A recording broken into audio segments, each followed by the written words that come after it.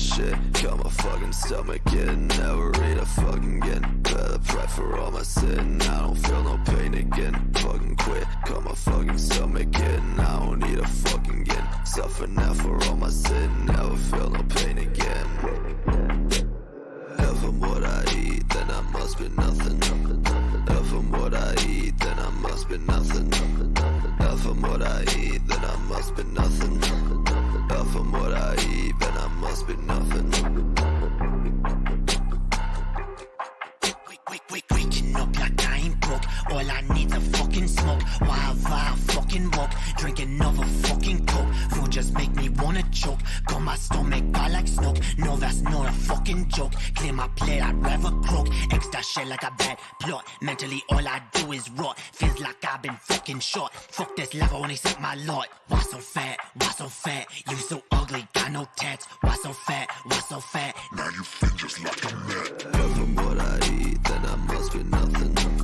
If I'm what I eat, then I must be nothing. If I'm what I eat, then I must be nothing. If I'm what I eat, then I must be nothing. Feel so nauseous, I can't eat. All I want's to fucking sleep. Put it out, that's not a leap. I won't, so I'd rather weep. Fuck this shit, I don't know why. Makes me wanna fucking die. All I do is fucking cry. You won't see me eye to eye. I ain't hungry, eat no steak. Want no bake for your cake. Fuck them bitches, they all fake. They just judge him on a snake. Bile in my throat when I see a fucking note. I don't want fucking choke. All I need's an antidote. When I die, so she wrote. If I'm what I eat, then I must be nothing.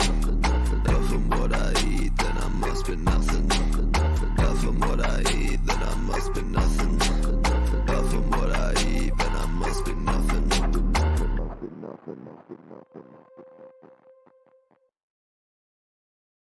I just don't like when people start bullshit drama for no reason. Like, I just want to make the point of, like, don't do that. And if you do that, you're a bad fucking person. Especially if But you're we just doing gotta it get for them views, yeah. Yeah. Dude, you know who we should go after? Who? You know who's actually a piece of shit? Oh shit! one This second. this one YouTuber. He's a bully streamer. His name is Swegta, dude. He's a bully streamer and he's a bully. A lot of Yeah, people he don't is. know. He is. He's a People don't bully know and a that. streamer. Yeah, Yeah. in order to make content about bully, you need to be a bully. Yeah, dude. Fuck Swegta. He should you know what? Swegta, you should come on and have a debate with us because you're fucking garbage and your channel is garbage. And I have it on good authority that you literally steal poop out of random women's toilets before they have the chance to flush it, and you Wait, eat what? I'm really What? stoned right now. What the fuck? I am really stoned right now. What the fuck did I just hear? Sniff the goodness before you Swag- put it back in the bowl. Swegta, okay, here's exactly what Swegta does. All right, I have this on very high authority.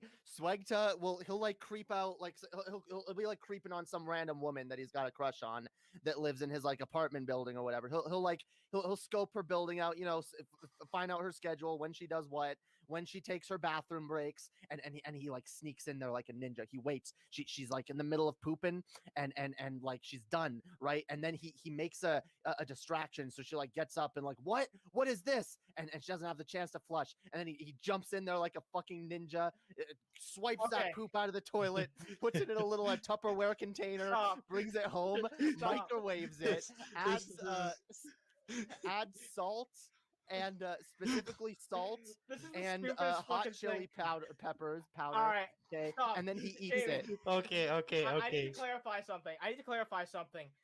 Two people joined while you were making that mid speech. Two people I have don't no care. context. They can Two go people have back. zero fucking context about that shit. they can go back. It's fine. It's fine. You know Stop what? stealing my I stand shit. by what I said. Exactly. Stop stealing my shit. He's Literally. a poop ninja. He's a literal poop ninja. Okay. We do He- not he- want it. He ninjas that poop out of random women's toilets and eats it. Okay. This is Yeah, the but you know drama what? we're It's like this is the giving drama birth- we're starting with At- Swag. at tonight. least-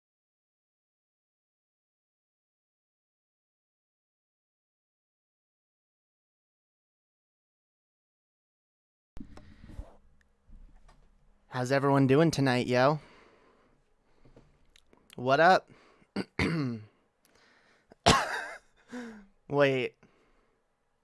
This literally happens in Dragon Ball, by the way. Roshi shrinks himself with magic to jump into a toilet. Damn, that's See, I knew my my story about Swagta was based on something, right? Maybe it's not actually based on Swagta, but I knew I heard that story somewhere, yeah. It was either Swagta or some random Dragon Ball character. Wait, it's not Underhaven? No. Why did you think this is Underhaven? This is not the Underhaven channel. That was a clip, yo. It was a clip. No, I trust you, Jamie. It must be Swagta. It must be hashtag where's the poop. Where's the poop, Swag? Where's the fucking poop? Inquiring minds want to know. I'm kidding, yo. Just to be clear, okay? Don't anyone like harass Swagta with this or anything, unless you make it clear that you're memeing. Cause where's the beef? No. The new hashtag is where's the poop.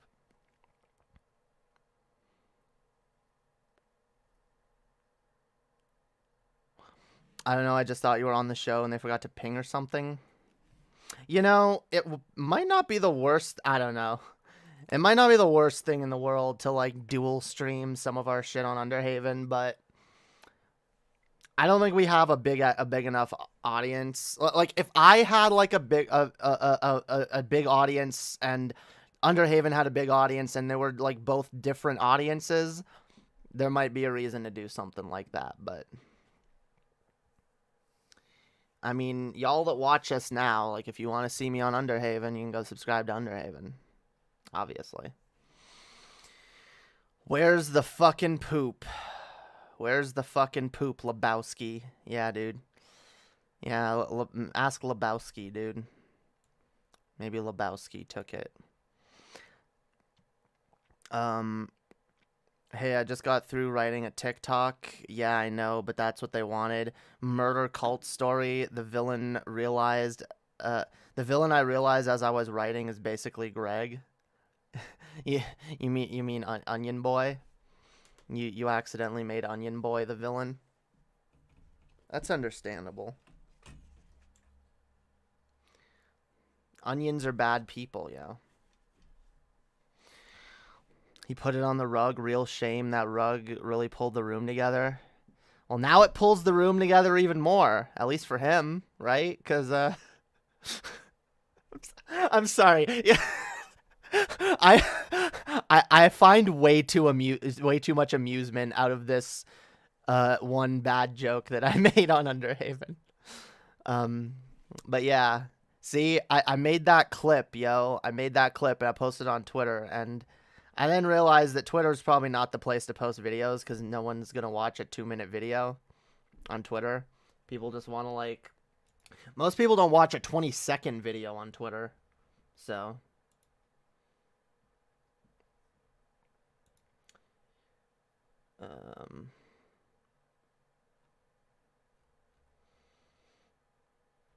Anyway...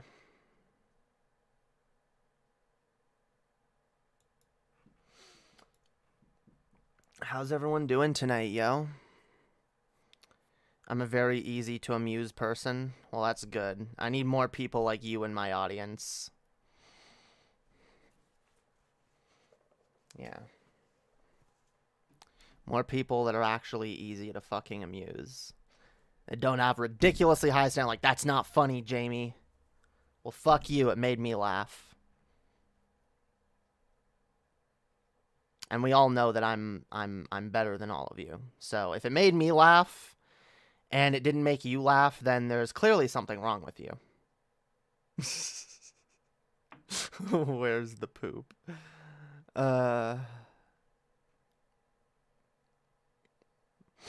Buffering. Yeah, dude, the buffering.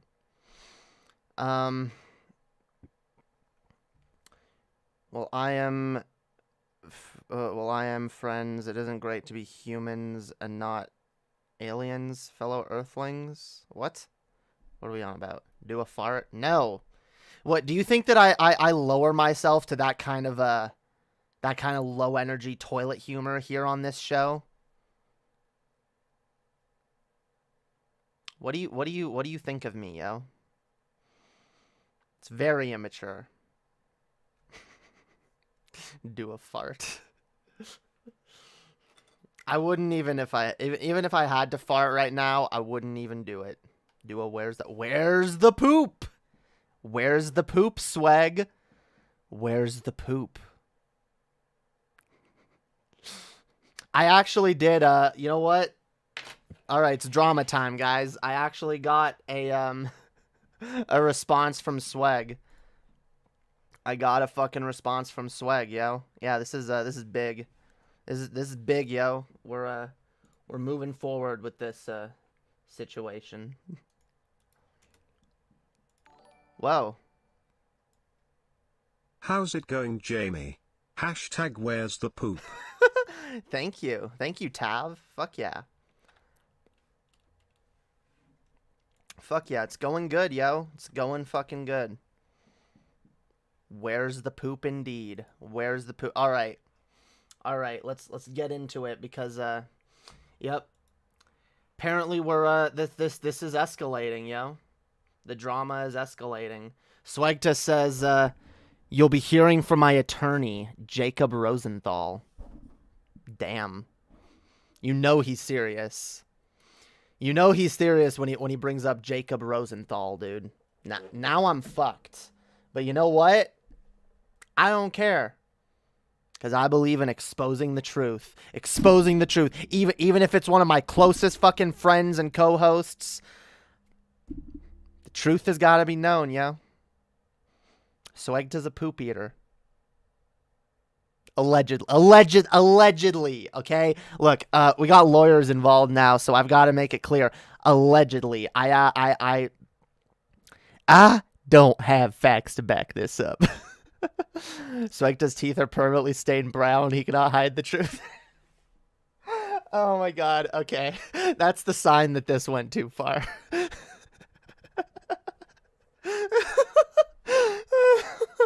Oh my god. I love you guys. You guys are hilarious. Okay. But yeah, dude, yeah, I guess I have to be quiet about this until we hear more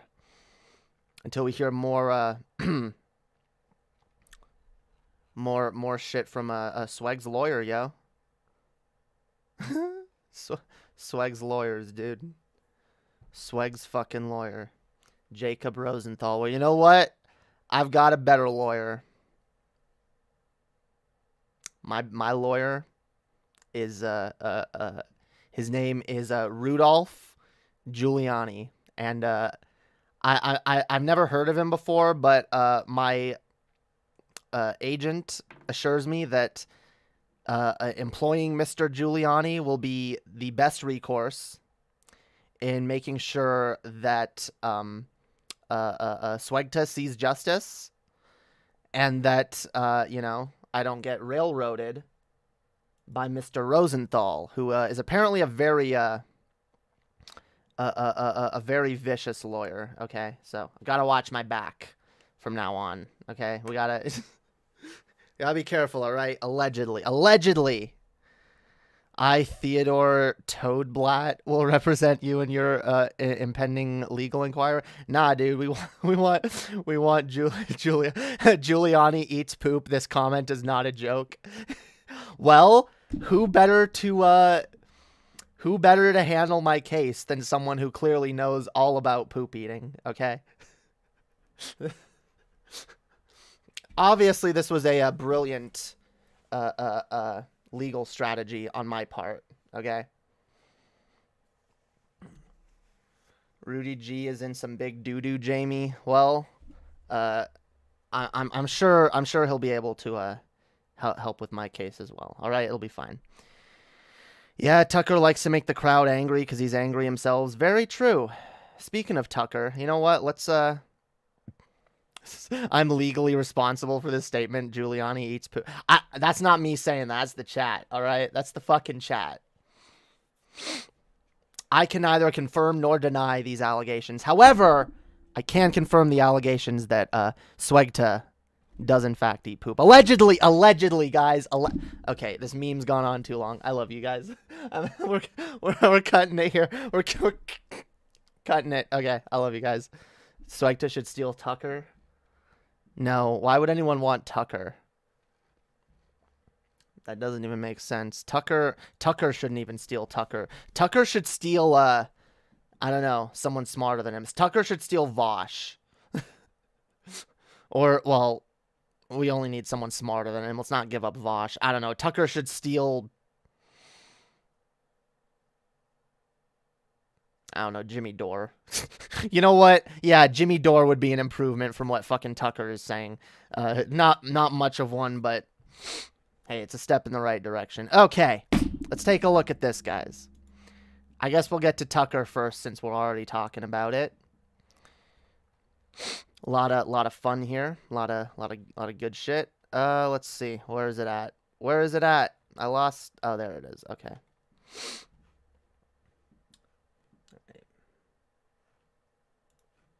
I'm gonna watch a clip, yo. Let's see.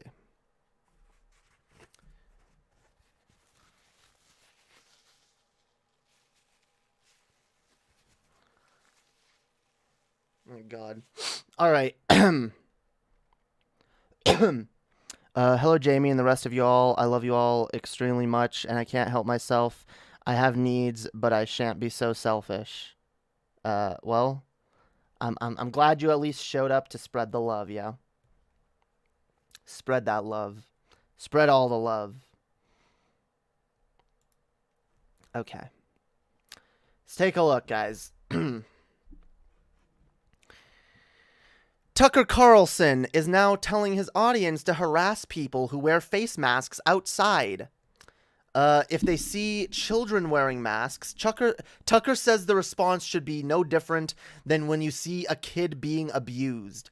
Call the police immediately and contact Child Protective Services. I find that extremely fucking ironic, considering all of the goddamn child abuse that Republicans, conservatives will make excuses for and act like, what? Yeah, that's not a problem. What? A parent throwing out their child because they're LGBT? What? There's nothing wrong with that. What? A parent, driving a child to thoughts of suicide because they refuse to accept their own gender expression? What? No, that's not child abuse. What? Indoctrinating children into a fucking dogmatic ideology and forcing them to believe it with threat of, again, being kicked out or harassed or treated like garbage? What? That's not abuse. Oh, but parents that are worried for their children's fucking well-being and don't want them being either catching or becoming carriers and spreaders of a fucking deadly pandemic. Oh, no. Those are the abusive parents. Just like a few months ago when Tucker was saying shit like, oh, and he still spouts off shit like this. Like, these parents that accept their child's gender identity and don't force them into conversion therapy. Those are actually the abusive parents. Get the fuck out of here. You don't got room to talk about no fucking child abuse. In fact, I'm a little concerned for your children, Tucker. I'm a little concerned for, I've seen people with your ideology and how they parent what they believe is right and wrong and acceptable to subject a child to. Don't get me fucking started. I guess he already did. Tucker has kids. I'm pretty sure he does. Why wouldn't Tucker? He's a tradcon. He's the tradcon demagogue. Like, he goes out there right now and like spreads propaganda about how having children is like the greatest fucking achievement a person could possibly accomplish in their lifetime. Yeah, of course he has children. Either that or he's the biggest fucking hypocrite on the planet for that, as well as all the other shit he says and does. Anyway, let's listen to this. Let's listen to what Tucker has to say. All right. This grotesque version of Halloween went on for more than a year, and it's still going on. Not even Tony Fauci still pretends that masks are medically necessary. Instead, masks are purely a sign of political obedience, like Kim Il-sung pins in Pyongyang. We wear them because we have to. The only people who wear masks voluntarily. No, we wear them because we're trying to stop the further spread of a fucking deadly pandemic that hasn't been taken seriously up to this point. If you dipshits would have wore your fucking masks a year ago, we wouldn't be going through this right now. There wouldn't be fucking mask mandates right now. If we had a fucking mask mandate right off the fucking bat for like 3 or 4 months, we wouldn't be seeing the kind of fucking COVID numbers that we've been seeing over the last fucking year. But you dishonest dipshits running around the entire time acting like there's nothing to see here, no problem here. You're the ones that dug your own grave. You hate wearing masks so much. This wouldn't be an issue if you fuckers didn't politicize it. And I love how now the Republicans have the fucking audacity to sit here and bitch and complain that, oh, well, this was just too politicized. Yeah, by you! You people politicized it. This was a fucking national health crisis, international health crisis. And you people made it political. You people made wearing masks political. Or you made wearing not masks political.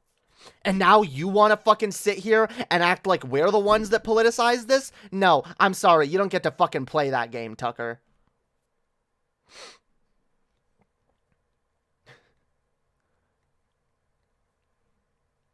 Voluntarily outside are zealots and neurotics. How neurotic are they? Well, we know. A Pew survey from last March found that 64% of white Americans who classify themselves as liberal or very liberal have been diagnosed with an actual mental health condition.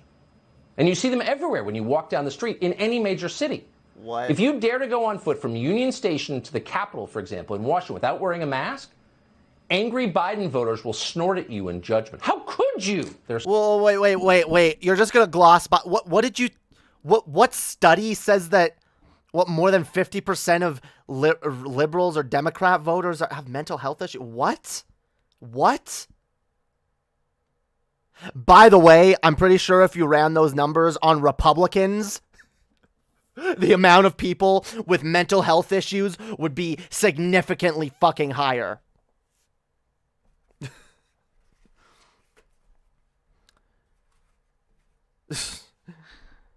If we lived in a rational fucking society, conservatism itself would be deemed a fucking mental health issue. And rather than fucking debating and arguing with you people and having to put you in your place constantly, we'd see you for the fucking victims that you are and try to get you people help.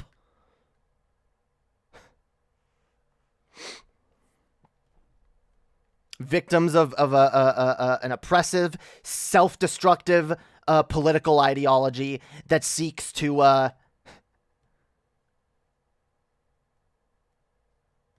tighten the grip of that boot on all of our fucking necks. Get the fuck out of here. Saying from behind the gauze. How could you? That's the question we should be asking of them in return. The rest of us should be snorting at them first. They're the aggressors. It's our job to brush them back and restore the society we were. We're the aggressors for wearing masks to protect ourselves and others. We're aggressors. We're the aggressors, guys. When we get mad that Republicans don't give a shit about the health of others, and we say, how could you not wear a mask, you fucking piece of shit? We're the aggressors.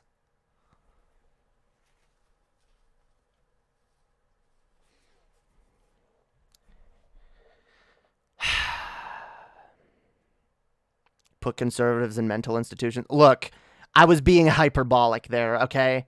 But I do think I do think that there's a lot of mental illness tied up in conservative thought. Oh, absolutely. In fact, I think conservative thought preys upon it. I don't think it causes it. I think it preys upon it and victimizes further those with mental health issues. Causes them to become fucking paranoid about shit that's not happening. Oh, that fucking, that liberal, fucking satanic pedophile cult. It's real, guys. But, like, anytime there's an actual threat, oh, no, it's fine. It's almost like conservatives want Americans to die. Actually, not almost. It's exactly like conservatives want Americans to die. They do. Higher death toll, you know? It's what they can use to fucking keep the people in line, yo. Clearly. Holy fuck. The society we were born in. So the next time you see someone in a mask on the sidewalk or on the bike path, do not hesitate. Ask politely but firmly, would you please take off your mask? Science shows there is no reason for you to be wearing it. Your mask is making me uncomfortable. We should do that, and we should keep doing it. Yes, there is a reason to wear the mask. And again, look, listen to this whiny, crybaby snowflake bullshit. Your mask is making me uncomfortable. Take it off. If you don't take it off, I'm gonna call CPS on your kids. Oh my God. This man is on a nationally syndicated news network. Oh my God. I've heard people talk about the possibility of Tucker running for president next. If he does,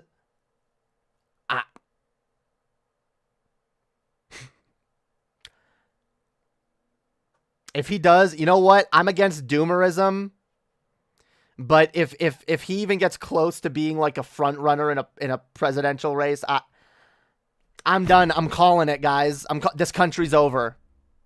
I'm calling it right there. This country is done.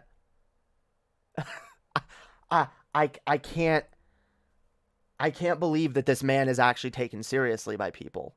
I literally cannot believe that there are human beings with working brains in their head that listen to this man and think, yeah, he's reasonable. They're the aggressors because they're making us wear masks that make us feel uncomfortable. Holy fucking shit. Until wearing a mask outside is roughly as socially accepted as lighting a Marlboro in an elevator. It's repulsive. Don't do it around other people. You know, again, this makes me sick because I love it, dude.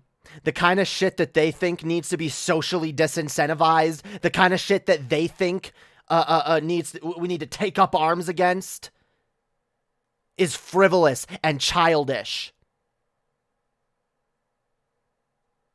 When I talk about the kind of people that need to be socially disincentivized, to be abusive assholes, to be abusive piece of shit parents. No, that's fine. No one wants to take up that cause. No one wants to take up the cause of child abuse in this country, of socially disincentivizing evil fucking parents from hurting their fucking children because they don't accept them or allow them to have fucking individuality or be them fucking selves. But this shit, wearing a mask should be so disincentivized. It should be so looked down on. You should be looked down on, motherfucker. Talking about Tucker Carlson, talking about being a Trump supporter should be so socially disincentivized that no one would dare fucking do it for fear of being ostracized. Rightfully so. These people are terrorists. Literally. You're literally trying to to spread a virus. This entire fucking time, the virus has been a thing. You, Tucker, and your ilk have been out there actively trying to make it worse. You, Trump, and Marjorie Taylor Greene, all you goddamn Republican shit stirrers need to be tried, prosecuted for your fucking crimes against humanity. Yeah, this is mask off. This is literally fucking mask off, dude. Holy fucking shit. And other people. That's the message we should send because it's true. No, it's As not. for forcing children to wear masks outside, that should be illegal. Your response when you see children wearing masks as they play should be no different from your response to seeing someone beat a kid in Walmart. Call the police immediately. Contact Child Protective Services. Keep calling until someone arrives. What you're looking at is abuse. It's child abuse. What? I hate that I can't hit the space bar to fucking... Yeah, that's child abuse, guys. That's child abuse. Yeah, Republicans are absolutely a death cult. That's child abuse, guys. Also, literally, telling people to go waste the time of an already underfunded organization like CPS because people are wearing a mask. Because people have their children wearing a mask. By the way, again, even if children don't get the worst effects from COVID, doesn't mean they can't carry the virus. Doesn't mean they can't spread it to others. Doesn't mean they're not going to take it home and spread it to grandma.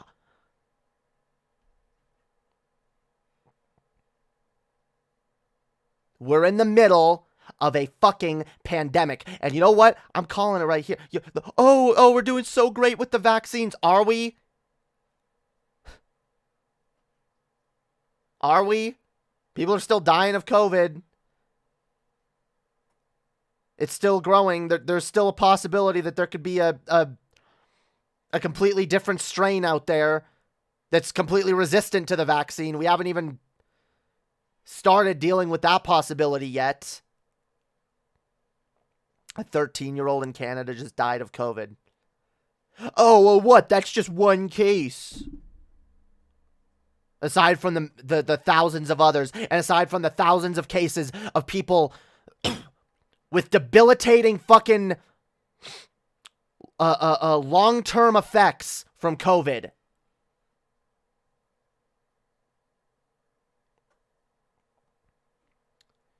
It also gives it more of an opportunity, more opportunities to mutate, possibly to the point where vaccines become ineffective.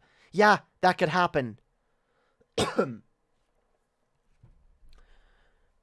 Everyone acting like this is fucking over. And this motherfucker preying upon people's desire for it to end.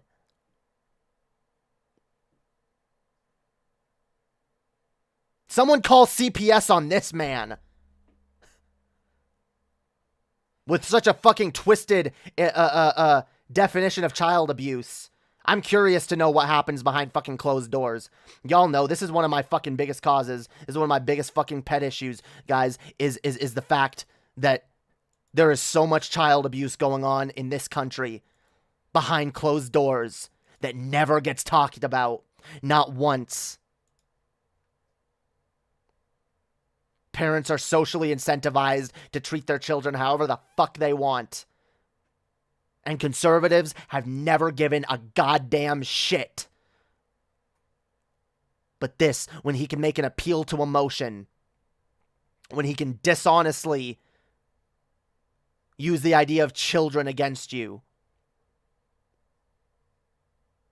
What a sickening fucking man. Holy fuck.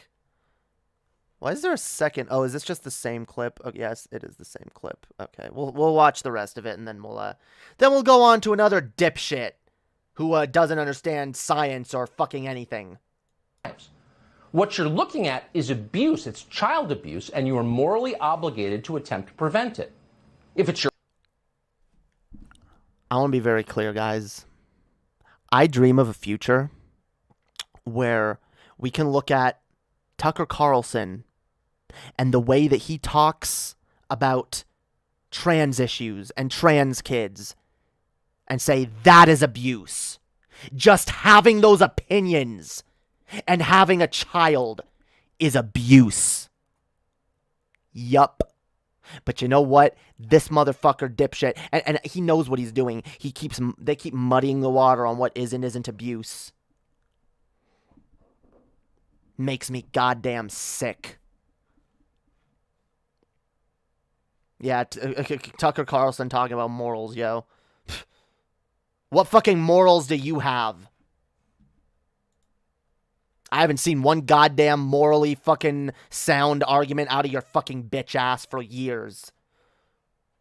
He doesn't even pretend to be like the reasonable dude anymore. Like, oh, I'm the reasonable father figure. Come listen to me and let me tell it like it is. I'm just giving you common sense, kids. He doesn't even do that anymore. Completely mask off.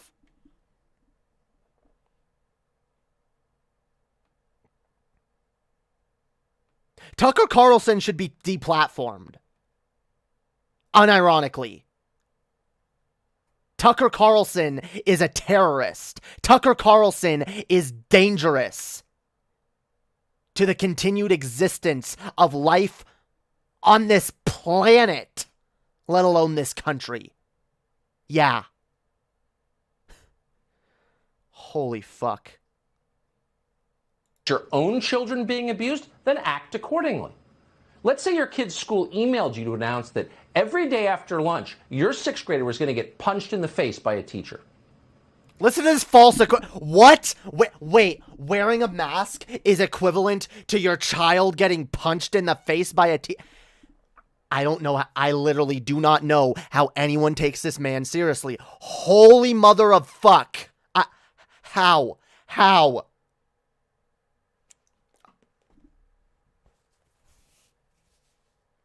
I'm getting punched in the face right now, guys. Oh my fucking god. This is, ow, oh, it hurts so bad. Oh, this punch in the face. Oh no, it's so abusive. What do you do? They call us the hyperbolic ones, guys. They call us the hyperbolic ones. I don't think I've listened to something so hyperbolic in a long fucking time. Holy shit. Holy shit. Yeah, dude, hyperbole levels over 9,000. Over 9,000, guys. Holy fuck. How would you respond to that?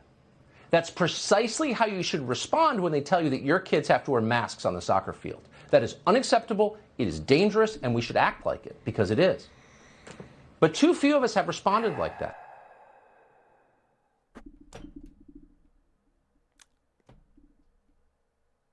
This is this is the conservatives' Jesus, guys. This is the right-wing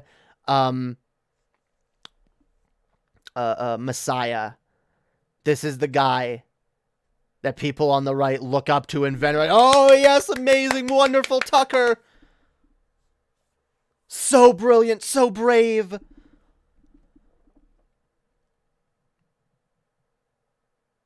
If you didn't already realize not to take these people seriously, I don't know what will fucking convince you. Holy fuck. Holy fuck. Here's here's another clip. This is fun. We got Joe Rogan this time.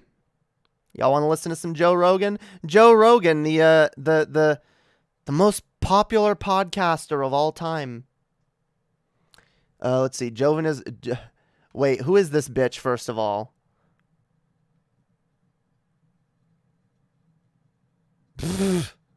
Liz Wheeler, political commentator and author of Tipping Points, How to Topple the Left's House of Cards.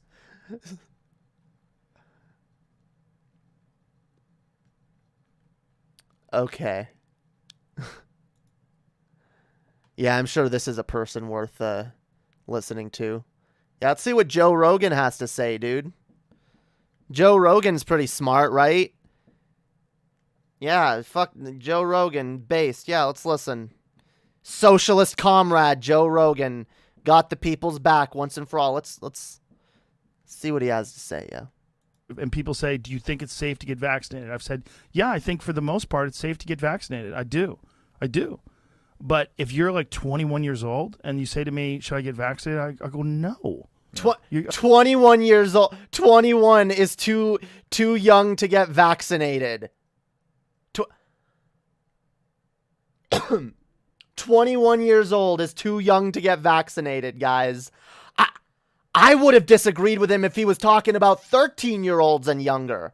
21, guys.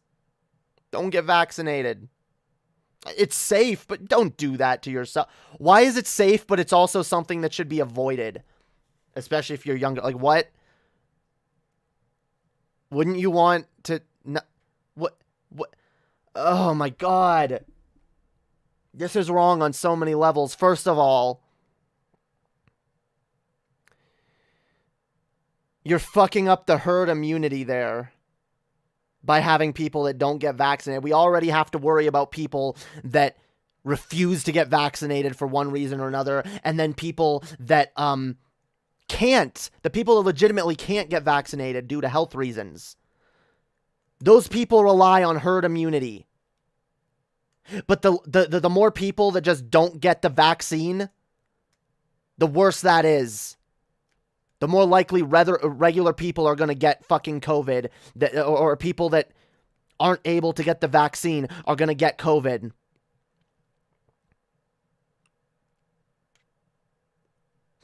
He's an idiot. Yeah, if you feel healthy now, you're fine. Yeah, what? Hey, you're healthy. Why get a vaccine? Do you literally not understand the fucking point of vaccine? Yeah, by the way, I'm sorry. This take effectively makes Joe Rogan an anti-vaxxer.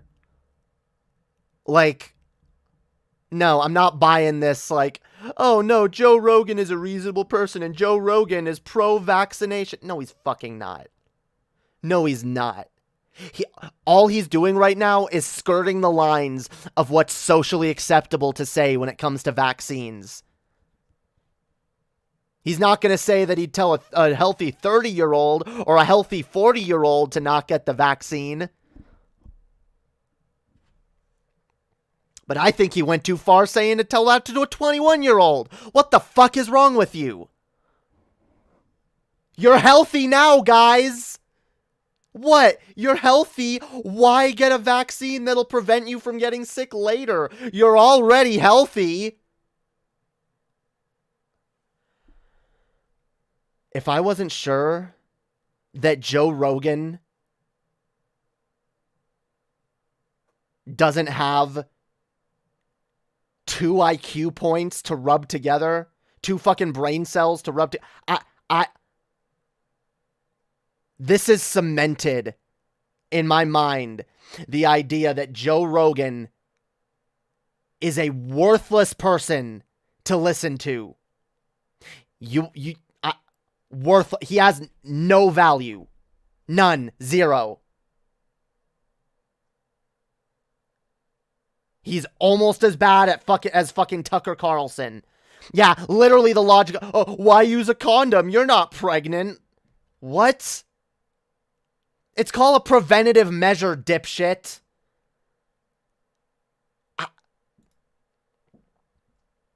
Yeah, I'm never going to take anyone seriously who tells me to go to fucking Joe Rogan for political anything. Anything. Advice on literally anything. Like, holy fuck. Joe Rogan used to be an interviewer and now he's a dumbass. No, he was always a dumbass. Just because he was good at interviewing people doesn't mean he's not a fucking dumbass. There are a lot of charismatic people that are dumb as fuck. Joe Rogan is one of them. Remember, this is the fear factor guy. This is the guy that paid people to eat bugs. coming on here and giving fucking medical advice to dipshits.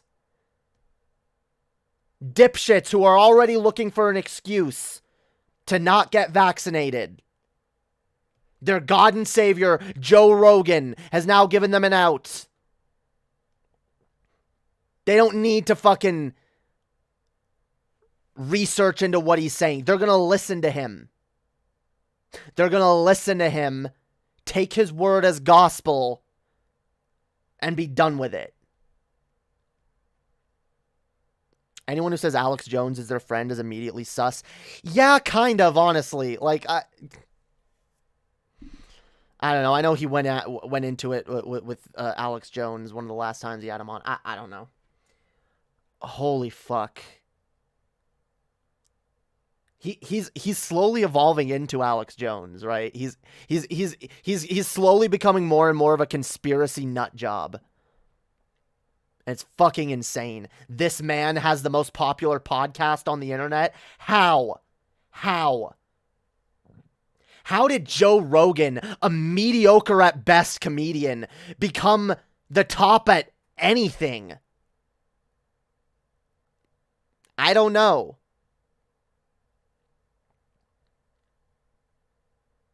You want to say he's your favorite entertainer? Go ahead. But if you're taking medical advice from this man, you need help.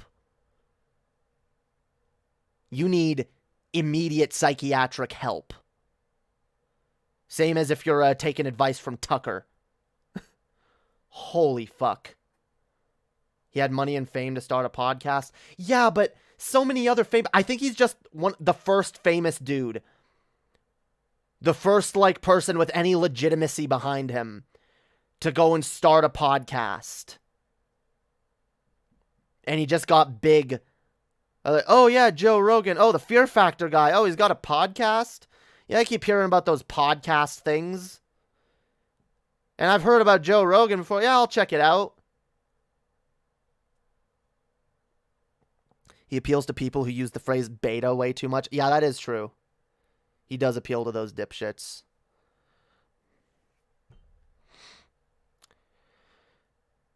Are you saying that bone broth doesn't have medicinal properties? Oh, I'm sure it does. Holy fucking shit, guys. Guys, I know they want to paint this narrative for you like, hey guys, COVID's almost over anyway. Just chill. It's not. Oh, here's something I want to talk about. Wait, I want to pull off the exact statement.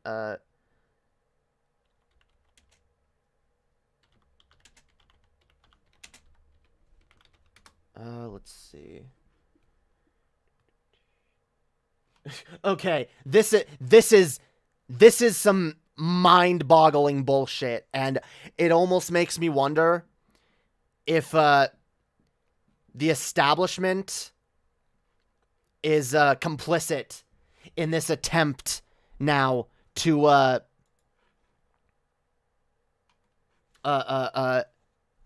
further trivialize this issue. Here we go, guys. Let's take a look at the official statement from the CDC. No, this is the wrong one. Wait.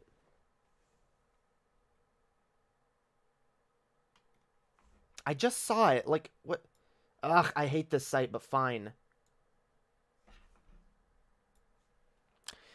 CDC unveils new mask guidance for fully vaccinated Americans. Where's the quote? I just want the...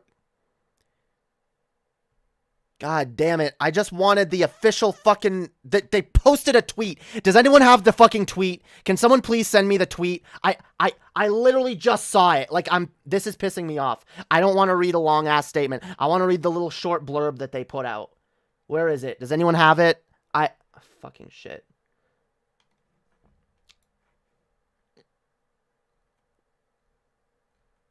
Because I don't care. Like, you can go into the little details where they go in depth on what situations you should or shouldn't be wearing a mask.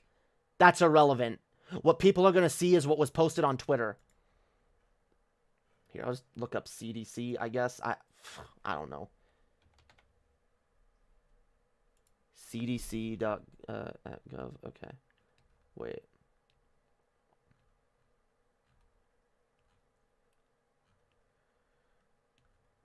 Yeah, they've been releasing more and more clarifications ever since they put out this first statement. I wonder why.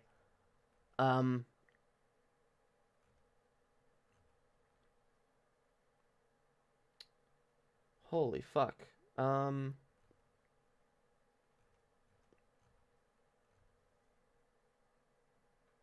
Yeah, typical internet. Once you go looking for something, it disappears. Yeah, it's fucking frustrating.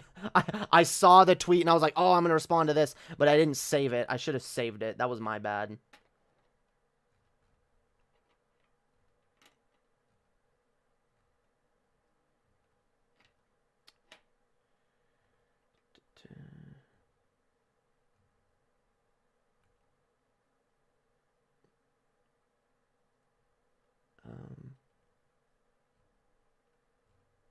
Holy fuck, where is it? God fucking damn it. Does anyone know what I'm talking about? They released a statement being like, here are the updates on the mask guidelines. They basically said that anyone who's fully see, I wanted the exact wording. They basically said that anyone who is fully vaccinated can now go outside without masks, except in crowds. In other words, nothing fucking changed. In other words, if you're going around other people, you still gotta wear a mask. I saw that the other day. I read the whole statement. It literally said, fully vaccinated Americans are now free to go outside without a mask, except in crowds. You sent it? Oh, okay, let me, what'd you send me on Twitter? Let me, wait.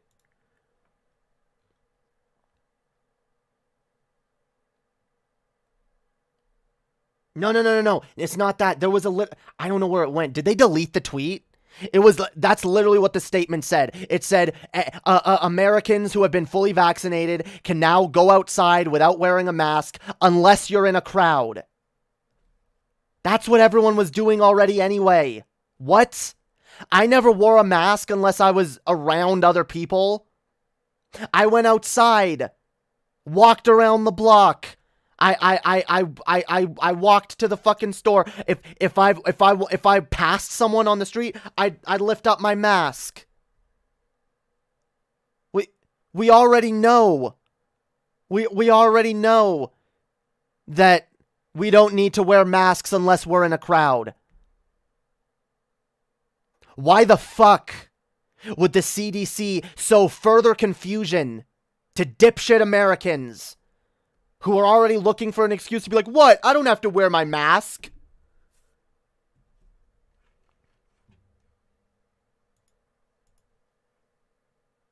Fucking ridiculous. Fucking, like, why? Why would you even put out a statement? What was the point? What was the point of that? A statement to let people know that nothing has changed. Hey guys, guess what? Big changes here. New giant update for COVID, guys. If you're fully vaccinated, you don't gotta wear a mask. Except for when you do have to wear a mask. They would have done more of a service by telling people, hey guys, if you're fully vaccinated, you still have to wear a mask when you're in large crowds. That's how they should have worded it. And now, like, I can tell, like, based on their Twitter, all they're fucking doing is, like, walking that back.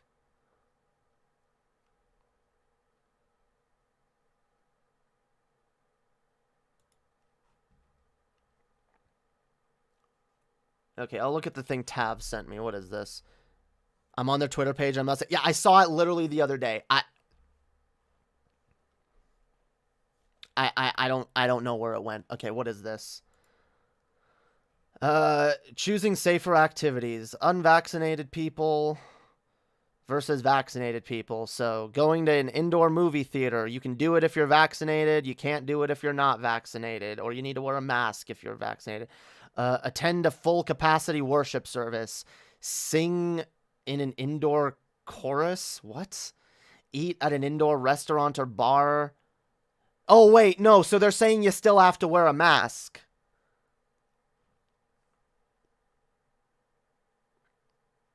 I love how, yeah, they make this little chart that shows, see, prevention measures not needed, and then take full measures. And it says fully vaccinated people, wear a mask. Unvaccinated people, wear a mask. Stay 6 feet apart and wash your hands. See, yeah, so they've had to put this shit out now to make it clear. And there's a shit ton of stuff on their Twitter. Yeah, I'm pretty sure they deleted the tweet that I originally saw.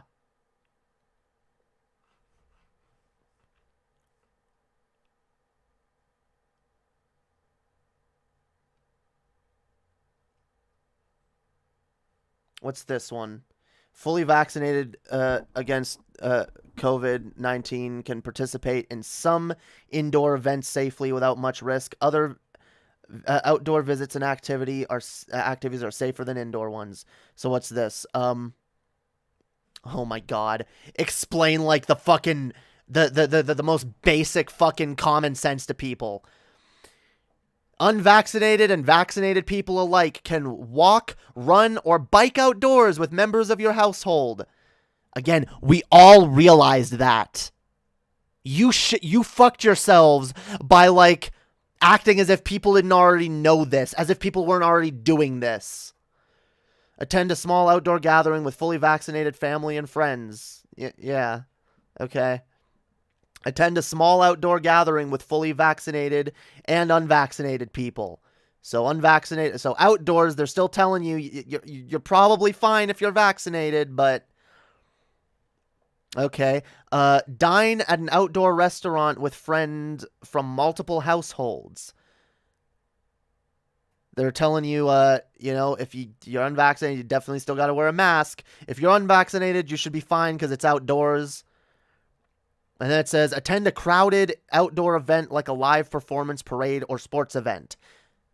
And everyone needs to wear masks.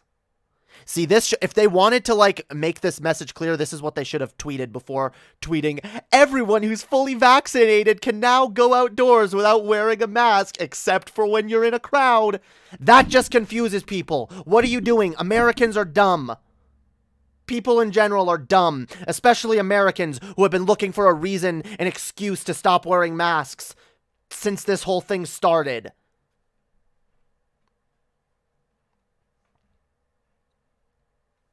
Unironically, I'm glad that the CDC seems to have taken that tweet down. But they should have never said it in the fucking first place.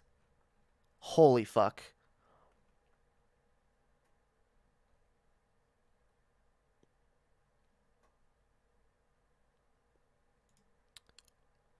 Together we can help make sure that kids are protected with recommended vaccinations. Still recommending that children get vaccinated. That hasn't changed, despite what people like Tucker and Joe Rogan want to fucking tell you.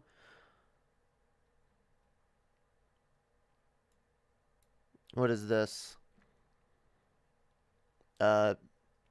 Visit a barber or hair salon, still need a mask. Go to an uncrowded indoor shopping center or museum, still need a mask. Ride public transport with limited occupancy, still need a mask. Attend a small indoor gathering of fully vaccinated and unvaccinated people from multiple households, still need a mask. See, let me be clear. The fact that they're putting all of this shit out now doesn't change the fact that a lot of people are going to take for gospel what they said originally when they said fully vaccinated people can now go outside without masks.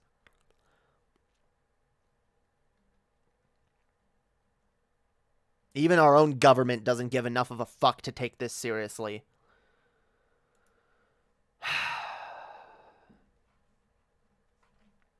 Fucking insane, guys. Fucking insane.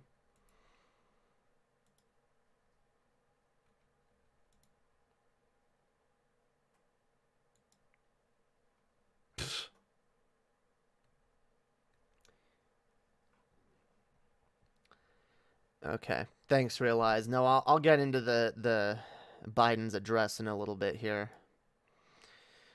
Did you see what the cops did to that 73-year-old? Yeah.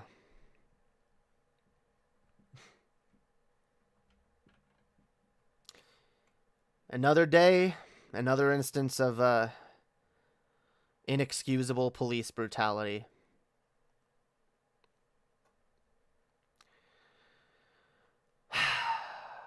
God fucking damn, guys.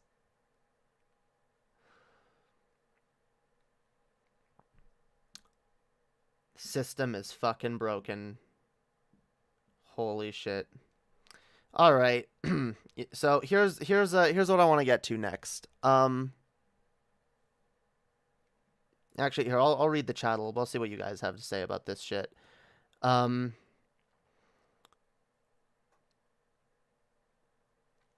That's not how it works. You wear masks to protect others. Yeah. Yeah. These people don't fucking get that. I sent you something face palm worthy. Yeah, that's related to Biden's address. I'll get to that in a minute. What? Cops being corrupt? No way. Yeah, no, what? When does that happen? Last night I showed Annie a video of a cop planting a crack pipe. Holy fuck.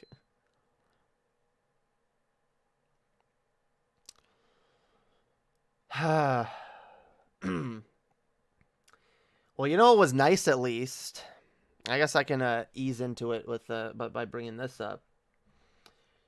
Biden actually had a based moment. He had a couple based moments during his little address there, but one of his most based ones was when he said white supremacy is terrorism.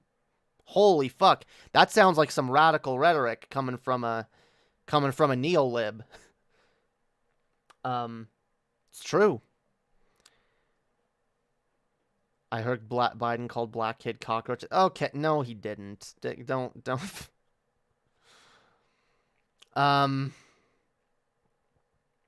Yeah, dude. White supremacy is terrorism. Yeah.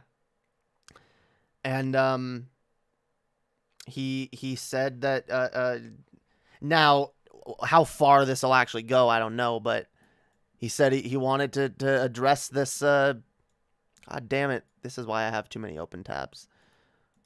Wait. Ah, fuck. Did I lose my...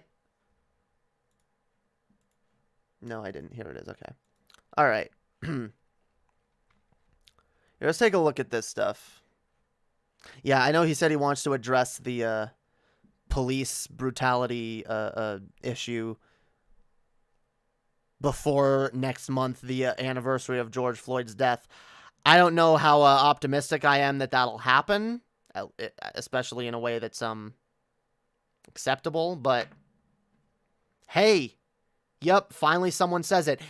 I'm sorry, guys. I know some of you like really don't like Biden, but the fact that that narrative is now being pushed by the highest office in the country, it's day and night from what was happening like a year ago, literally a year ago, when we had an actual white supremacist as the leader of this country. It's refreshing to at least see finally a president who's willing to call it out. And at least rhetorically do something about it. Piff. I don't know what that's meant to add. I don't know what I'm supposed to say to that. Finally, someone says that white supremacy uses fear and violence to push their political agenda. That's the definition of terrorism. Yup. And it needs to be called out. And the fact that the president of the United States called it out, it's progress. It's not where we need to be, but it's progress. All right, let's here. Cuz I found this nice little I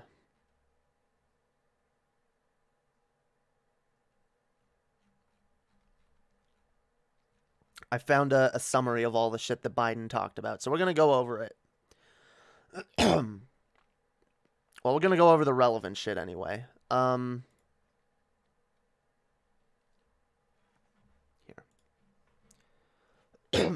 Biden is good. I didn't say that. I said Biden's better than Trump. I never said he was good. But he's also not as horrible as a lot of people have been expecting him to be. I'm gonna say that. I see a lot of people being like, "Where's they're still being like, "Where's the difference? I don't see a difference between Trump and Biden. Still the same shit. Still nothing happening." It's only the first 100 days of his presidency, and he's already done more good in that time than Trump has done in his entire presidency. No, fuck you. Biden's far from good. He's a creeper towards kids and a rapist. What does that have to do with anything? Oh, okay. No, never mind. I'm sorry. You meant he's far from... Okay, yeah. I agree with that. Never mind. I do agree with that. That is a reason why he's far from good. Okay? But still better than Trump by 1,000,000%. Sorry, I didn't mean to jump at you. I thought you were deflecting from what I was saying that Biden's doing good by saying, but he still did this and he's just as bad. Like, yeah. I thought you were implying he's just as bad as Trump by saying that. But I realized by rereading what you said that that's not what you were saying. It's okay. I responded to someone in chat. Yeah, that's fine. You can just say Paul. Paul is one of the people that's been saying that, yeah. That is my opinion. Democrats are good. That's a very reductive opinion, realize. That's a very, like, simple-minded take, I'm sorry to say. Guys, I don't know if you're memeing, realize. I really don't know. I hope you're memeing. But guys, how many times do I have to fucking bitch at y'all about nuance and about how every issue is not black and white? It's not Republicans bad, Democrats good. It's not all politicians bad. It's not all politicians good. It's so much more nuanced, guys. Guys, I know this is hard for some people, but you need to use your brain to make decisions, to come to your positions on every individual issue. You don't get to just have it easy and say, oh yeah, Democrats good, Republicans bad. It's never going to be that easy. Never. It's also not going to be as easy as, oh, well, all the politicians are bad. It's not that simple. It's far more nuanced, guys. You need to use some critical fucking thinking on every individual issue. And that's what we're about to do. We're going to look at everything that Biden said. We're going to go at each individual point. Except for we'll probably gloss over the shit where he is just, you know. Oh, is there more? Wait. Let's make sure we're at the beginning of this. Okay, yeah. Because there's shit that Biden said that was good, and there's shit that Biden said that was bad. And there's shit Biden does that's good, and there's shit Biden does that's bad. Tribalism without nuance is why the Republican Party is the way it is. Yup. Exactly. We've got to be better.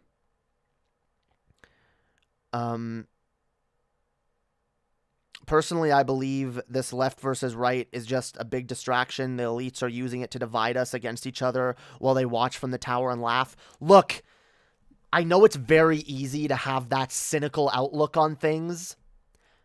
And to some extent, I think you're right. However, be clear, all right? They're trying to divide us. Yes, that's true. But the right wing would not spend all of the time, energy, and money, shit ton of money, to spread propaganda, lies, and misinformation about policies they don't like, if they weren't afraid of those policies getting implemented.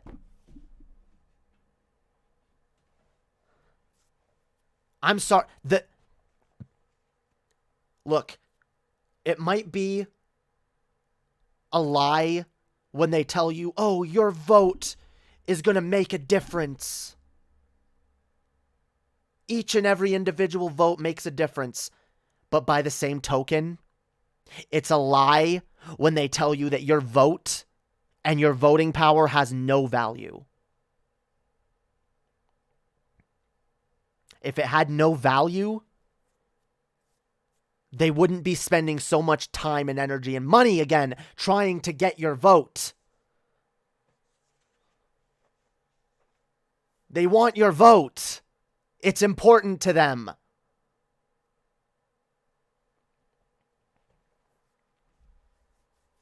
There's a reason why now Biden has to do better than Trump. Because otherwise, he is going to be viewed as just as bad. And the Democrats will never fucking win again. See, if we're smart, if we're lucky, if we're really good at rhetorical strategy over the next few years, we could see a future where a Republican never wins again.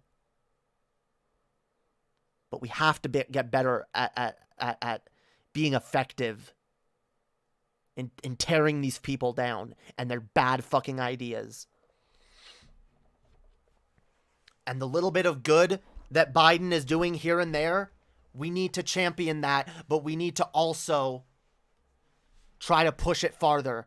I would like to see Biden get bullied into letting kids out of cages and stopping his drone strikes. Me too. But just because I'm trying to push Biden on those things doesn't mean I'm going to ignore if he pushes a big infrastructure bill that could rebuild this country or go a long way towards rebuilding this country and setting up green energy alternatives and all kinds of shit. Like, holy fuck. Give the man credit where it's fucking due. And hold him accountable where it's fucking necessary. We can do both, guys. All right. Okay. So we're gonna go by the play-by-play on this, all right? Biden announces first black House Sergeant at Arms. Yeah, okay, that's not really it's a token gesture. It's whatever. Let's see. Biden highlights cutting childhood poverty and hunger. I'm actually for this. Let's take a look. Biden highlighted one of the benefits of his Rescue America plan, which is its focus on childhood poverty and hunger. Thanks to the American Rescue Plan, we are on track to cut child poverty in America in half this year, Biden said. His COVID-19 relief bill restructured the child tax credit, giving a boost to low-income families. The Biden administration has also announced this month that it will launch a summer food program to feed more than 30 million low-income children. This is a step in the right direction. However, my goal is no child goes hungry, no adult goes hungry. My goal is no American goes hungry, and I do believe that can be done. But again, this is a step in the right direction. It's a positive. Maybe if this goes well, we can convince the Democrats into moving a little further with this kind of initiative. Let's see, what else? Go get vaccinated, America. Yep.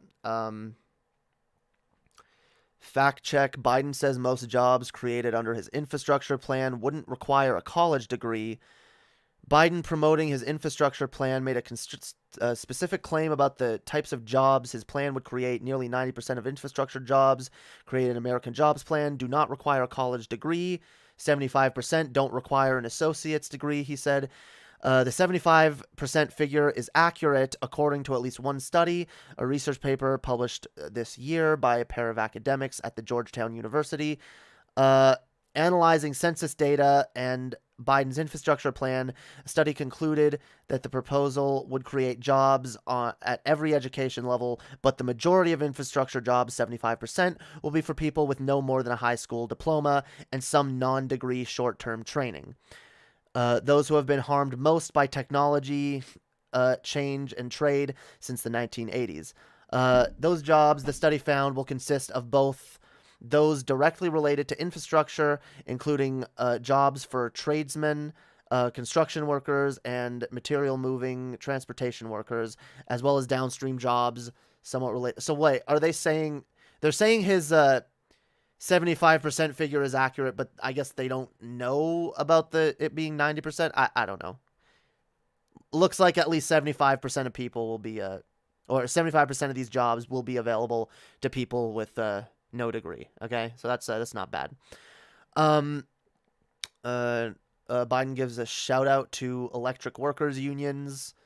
How about give more than a shout out? How about give a shout out to all the unions and be more union oriented in general? Biden goes off script to thank lawmakers for honoring his late son. Biden calls legislative effort to lower the cost of prescription drugs. Biden called on Congress to lower the cost of prescription drugs by allowing Medicare to negotiate lower prices, something that was not in his latest proposal, the American Families Plan. We all know how outrageously expensive they are, he said. In fact, we pay the highest prescription drug prices in the world right here in America, nearly 3 times as much as other countries.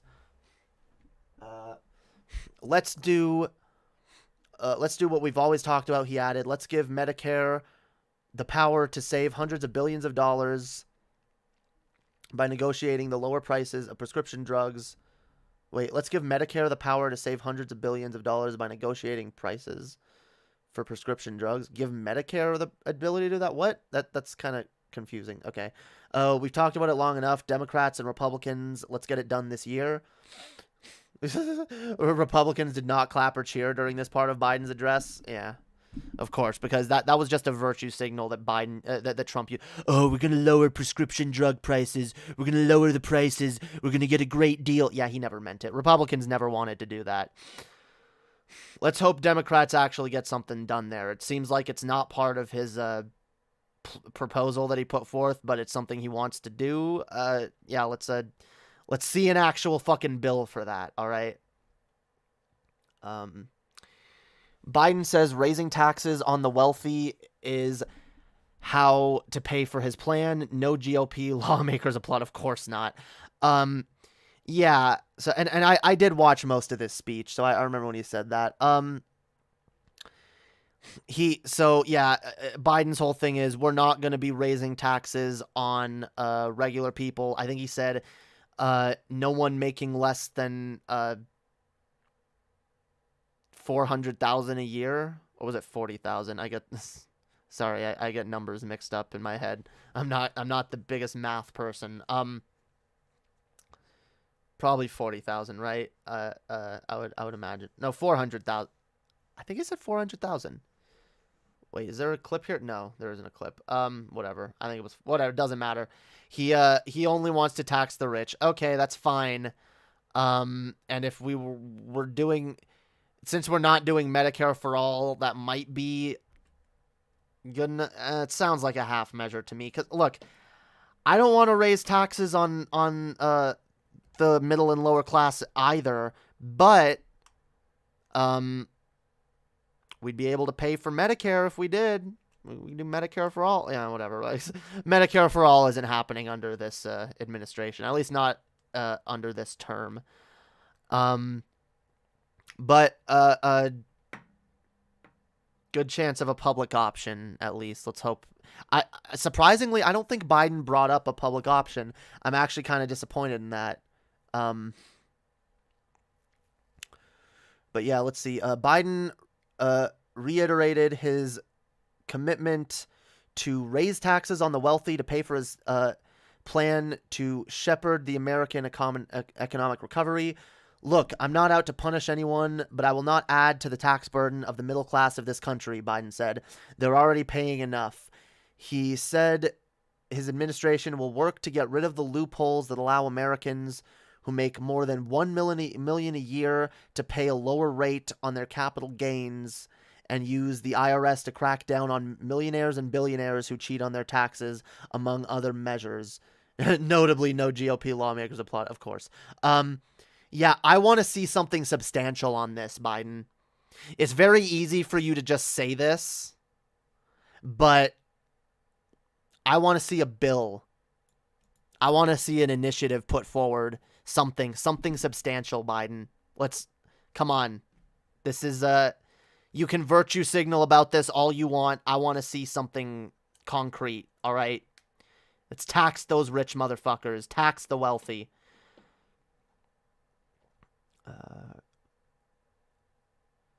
A public option would make getting Medicare for all even harder, so it's not as bad as... No, it wouldn't.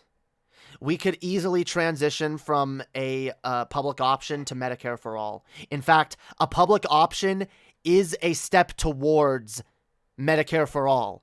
If you look at Bernie's Medicare for all plan, the first 4 to 8 years, or I think even longer, of his plan involved literally a public option, okay? So yeah, no, I don't believe that a public option would make getting Medicare for all harder. In fact, I think that if we got a public option and we all know it's not going to be good enough, once we get a public option and it's not good enough, we can use that. We can use that to convince more and more Americans that, look, see, this half measure wasn't good enough. These private insurance industries got to go.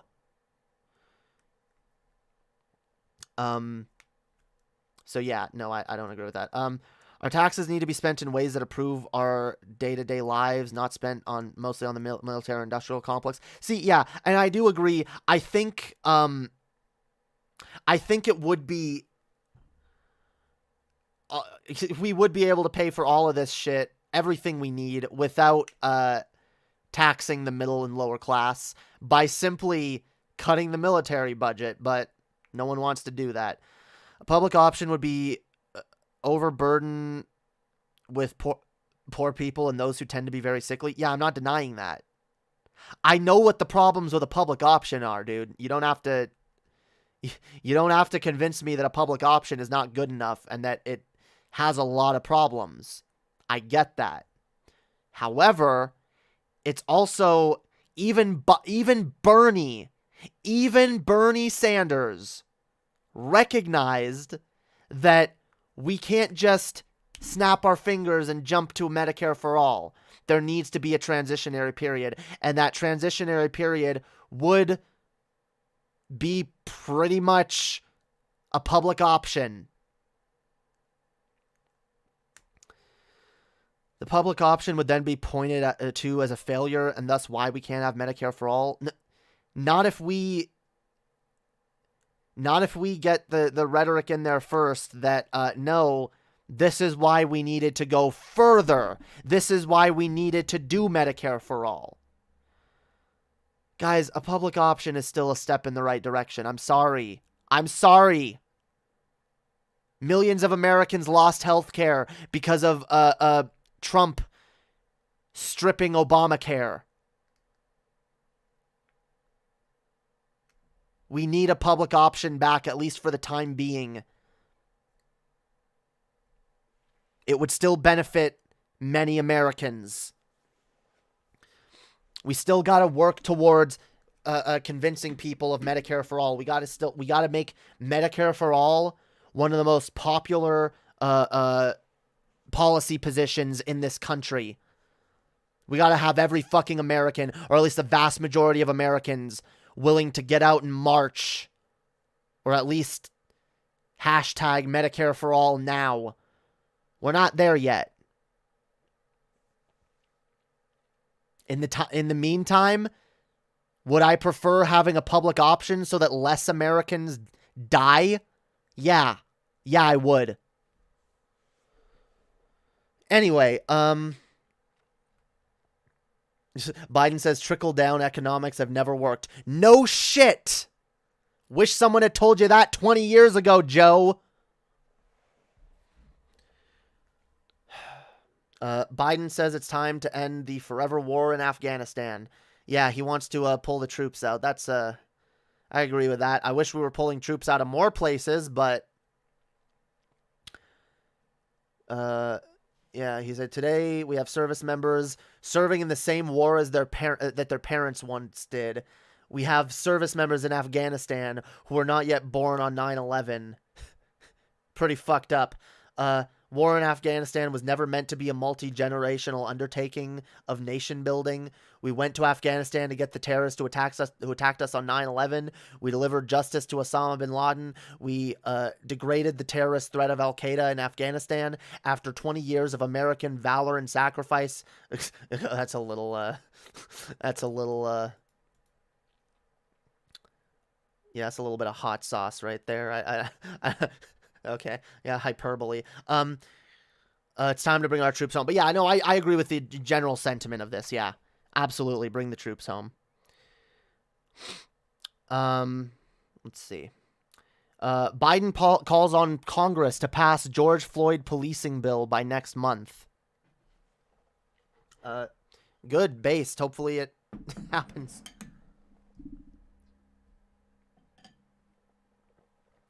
Hopefully it happens. Let's see it. Let's see that bill, guys. I don't know what the bill is going to contain, but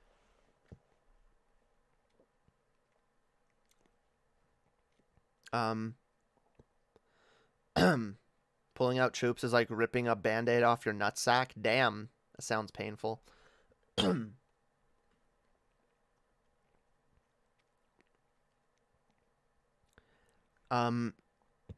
But yeah, so Biden invoked the murder of George Floyd to call on the nation to reckon with racism and other forms. Sorry.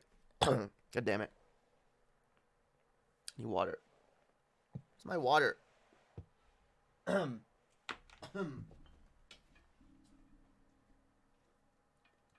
Sorry. Sorry about that. Best to do it quick. Yeah, no, I agree. Pull those troops out. Get them out now. Just do it. Hashtag just do it.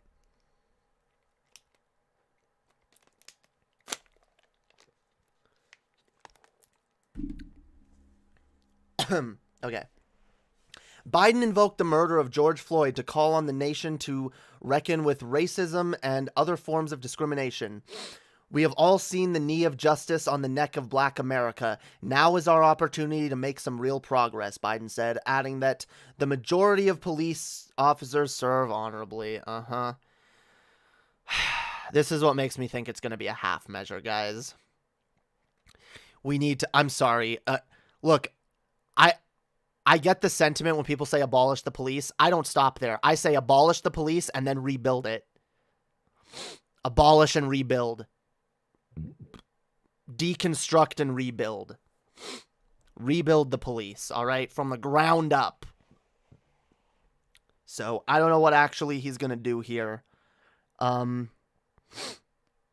We have to come together to rebuild trust between law enforcement and the people they serve, to root out systemic racism in our criminal justice system, and to enact police reform in George Floyd's name that passed the House already. Oh, so they have... Wait. Hang on. Is there already a policing bill? Let's see. Let's take a look at this. See how effective... Wait. introduced in the House a year ago. Is this the bill he's talking about? Do you guys know if this is the bill he's talking about? Let's see. This bill addresses a wide range of policies and issues regarding policing practices and law enforcement accountability. Includes measures to increase accountability for law enforcement misconduct, to enhance transparency and data collection, and to eliminate discriminatory policing policies. The bill facilitates federal enforcement of constitutional violations, e.g., excessive use of force, by state and local law enforcement, among other things. It does the following: lowers the criminal intent standard from willful to knowing or reckless to convict law enforcement officers for misconduct in a federal prosecution. Limits qualified immunity as a defense to liability in a private civil action against a law enforcement officer or state correctional officer, and authorizes the Department of Justice to issue subpoenas in investigations of police departments for a pattern of practice or of discrimination. This bill also creates a national registry, the National Police Misconduct Registry, to compile data and complaints and records of police misconduct. It establishes a framework to prohibit a racial profiling at the federal, state, and local levels. The bill establishes new requirements for law enforcement and agencies, including to report data on use of force incidents, to obtain training on implicit bias and racial profiling, and to wear body cameras. I don't necessarily disagree with any of this. I don't think any of this is bad, but it's definitely not good enough. All right.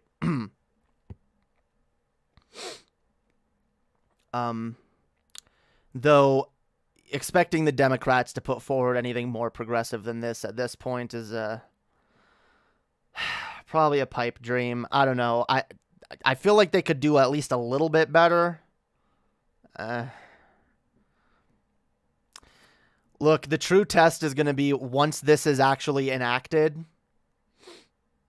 and we see inevitably that police keep killing black people.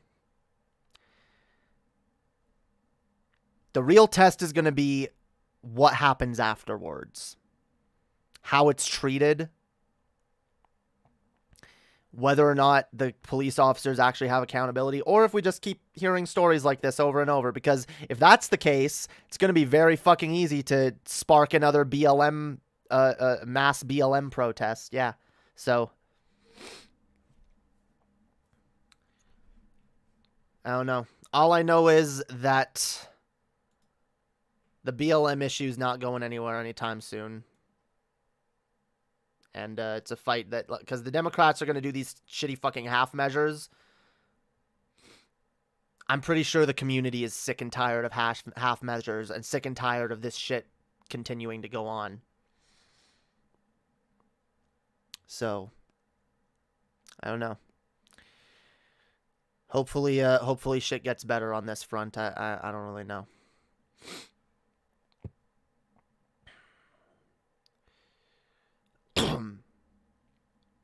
Yeah, there should be something about defunding the police and putting money into the communities. Yeah, absolutely. That should definitely be there.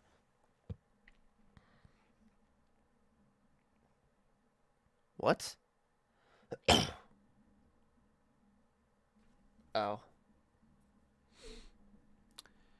Okay, what's next?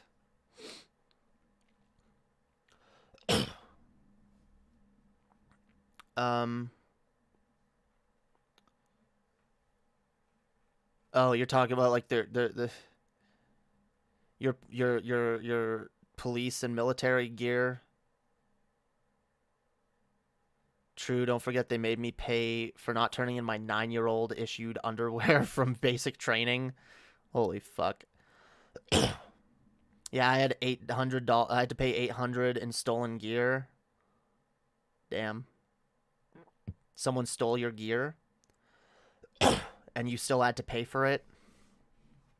The police is too broken to be reformed. Most just needs to be replaced. Yeah, absolutely.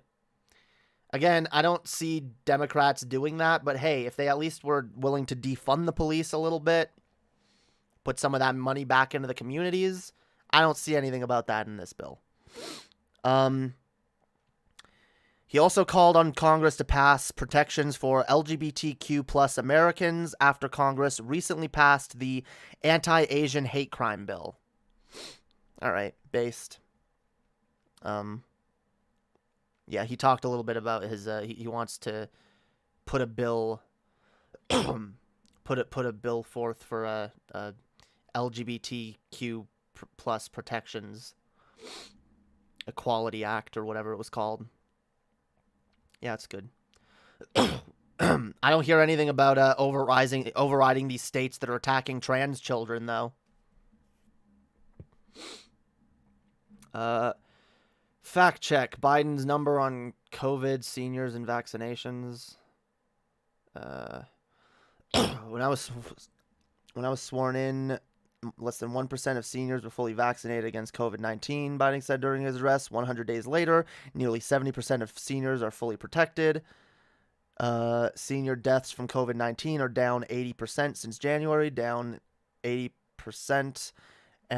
And more than a half of all adults have gotten at least one shot.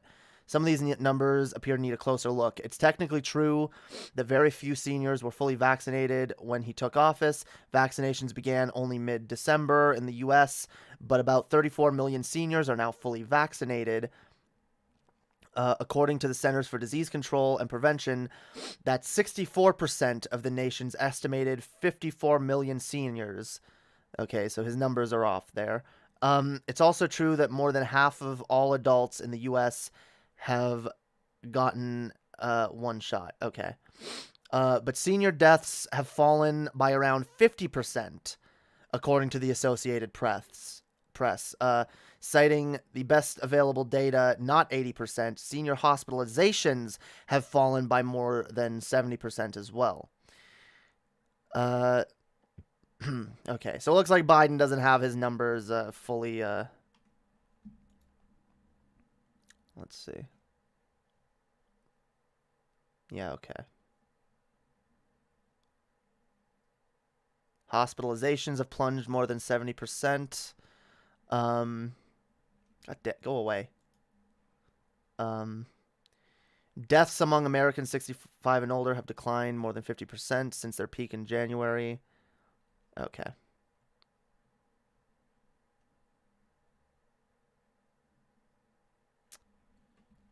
Well, that's fine. Whatever.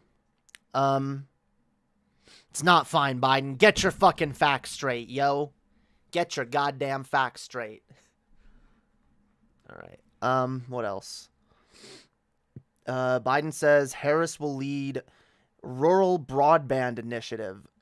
Vice President Kamala Harris will add another role to her portfolio, heading up efforts to expand rural broadband access, Biden announced.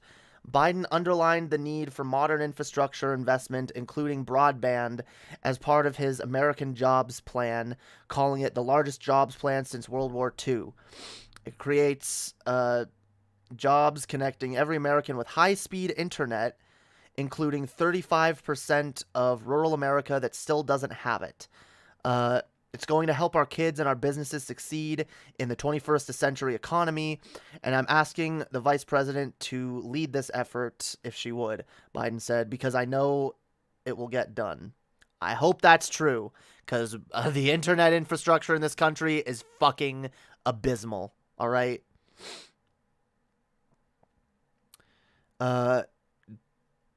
During he discontinued 2020 presidential campaign, Harris proposed an $80 billion investment in rural broadband to connect every household to high-speed internet by 2024. included a $2 billion annual subsidy to bring broadband to small towns, contingent on making internet options affordable for low-income people. That's good. Hopefully, yeah. Again, we need the infrastructure for as far as internet goes is fucking ridiculous in this country. Okay, there's no excuse why we shouldn't have the fastest internet in the world. Okay, none, no excuse.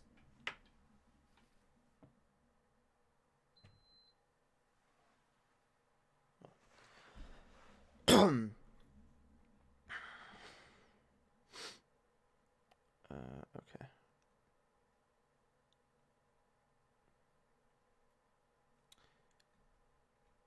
What else? Biden goes off script to warn Russia and China. Ugh. I mean, look, Russia did meddle in our elections, and China. Look, I look because I listened to this what he said, and I look. Russia did meddle in the election, and being like, yeah, hey, that's not okay. I don't really have a problem with that. As well as him being like, hey, China, you're not going to be stealing jobs from Americans anymore. We're not letting that happen. Yeah, that's good.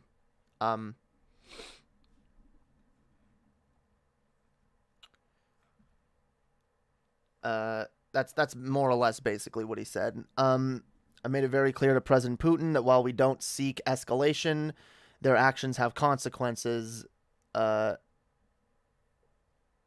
And he said on China, he said the U.S. is in competition with the. He didn't call it a communist-run country. You're editorializing, dude. Don't editorialize. It's not communist. To win the 21st century, dude, if China is communist, then so is Canada. Okay, the fuck out of here. The fuck out of here with that shit. Biden said that he has told Chinese leader Xi Jinping that we welcome the competition and we are not looking for conflict, but he added, I made absolutely clear that I will defend Americans' interests across the board. Yeah, and he also said something about how he pretty much like alluded to the fact that he's not going to let China take opportunities away from Americans. Hopefully this means like cutting down on the outsourcing and shit. But he didn't go into too much detail. I guess he went off script anyway, so it wasn't even something he was meant to talk about. Let's see. Biden speaks for just more than an hour. I don't care. Wait, is that all? Is that all? No, I'm pretty sure he talked about more. Biden proposed restoring top tax bracket rate to George W. Bush level. Yeah, so he said he wants to increase the corporate tax rate. And he said, Biden said he's proposing raising the top tax bracket for the wealthiest 1% of Americans. So I guess not the... Okay, there we go. Making $400,000 or more back up to 39.6%. That's where it was when George W. Bush became president, Biden said. This is technically true, but it changed early in Bush's presidency. The top tax bracket for families making more than $374,000 was in fact 39.6% when Bush became president in 2001, but in June 2001, just months into his presidency, he cut it as a part of a massive tax cut called the Economic Growth and Tax Reconciliation Relief Act to 35%. All right, we definitely want the tax rate for the top tax bracket to be increased. Probably should be increased by more than that, but in fact,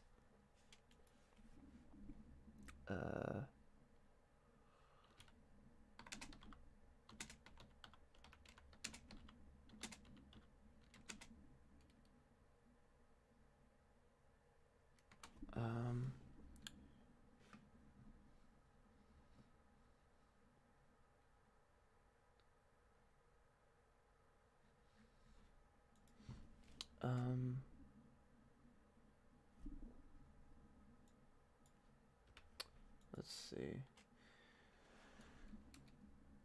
Yeah, what was it before that? Does anyone know what it was before then? I don't. I look. I'm not a numbers person, so I don't know specifically. I'm pretty sure the tax rate should be higher than that. Okay, yeah, not just 39%. You know what? For people making more than $400,000 a year, let's make it at least like 45%. You know, I mean, honestly, at least just make it 40. Make it a flat 40 if you're gonna do this, dude.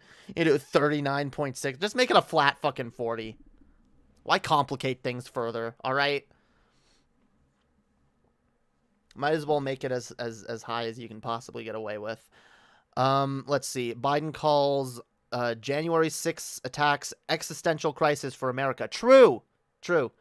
He called on lawmakers to show unity and consensus after the attack.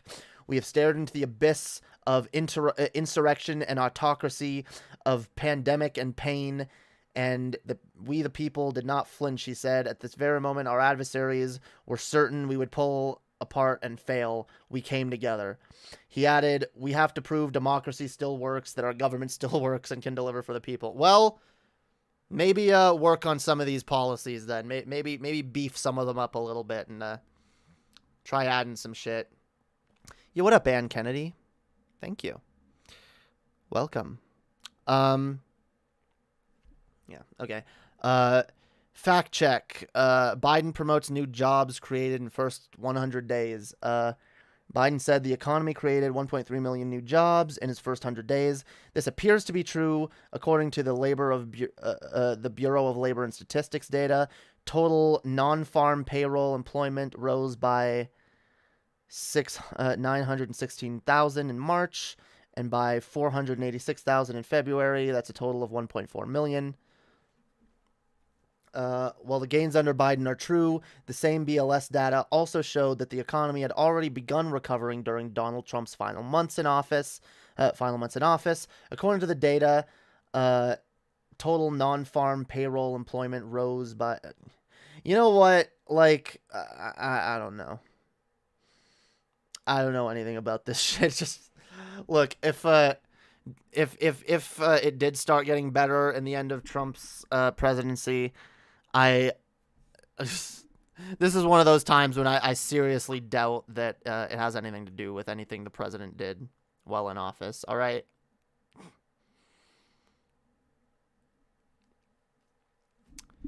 I think it was more of like a bounce back after the worst of COVID. Yeah, probably more that than anything. Okay. What else? Biden lingers in House chamber to hobnob with lawmakers. Wait, is that it? Is that all the stuff he talked about? Democrat Mark Kelly says Biden's address lacked solutions for the current border crisis. Well, that tells you all you need to know right there. Border crisis. And he's supposedly, you're supposedly a Republican and you're pretending there's a border crisis. Get the fuck out of here. All right. So, yeah. Yeah, Trump actively did nothing after it was clear he lost. Yeah, maybe that's why it bounced back. Because Trump stopped sticking his nose in shit. He got lazy. He stopped making shit worse. So shit just by default got better. Probably. Well, like I said, was there a lot of stuff that Biden missed and should have talked about? Sure. There was some good stuff in there. There was some stuff that was clearly not good enough, but it's I don't know. I don't know what my overall impression of its entirety is. I think Biden did okay. I am glad that he called out white supremacy as being terrorism. I'm glad that he kind of linked that to the BLM George Floyd thing and made it clear what side he at least rhetorically stands on, which is good. But yeah, I'd still like to see more. I'd absolutely like to see more Biden. Come on. You want to show us that democracy works? Show us that democracy works. Make democracy work. Give the people what they want.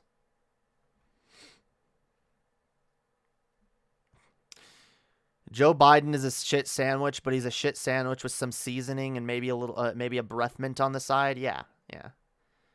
It's nice to have that breath mint after 4 years of just having shit shoved down your throat without any bread. Because you know what? If Biden is a shit sandwich with a little bit of seasoning and a breath mint on the side, Donald Trump is a shit sandwich without the bread.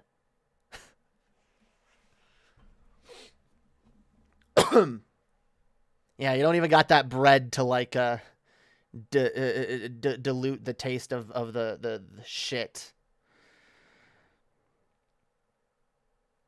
Did you hear what Biden had to say about BOFA? What was that?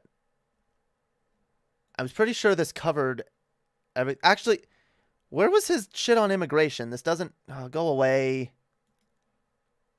Go away. I don't care. He did say something about immigration near the end, before he got into his fucking jingoistic nonsense. Yeah, I don't know.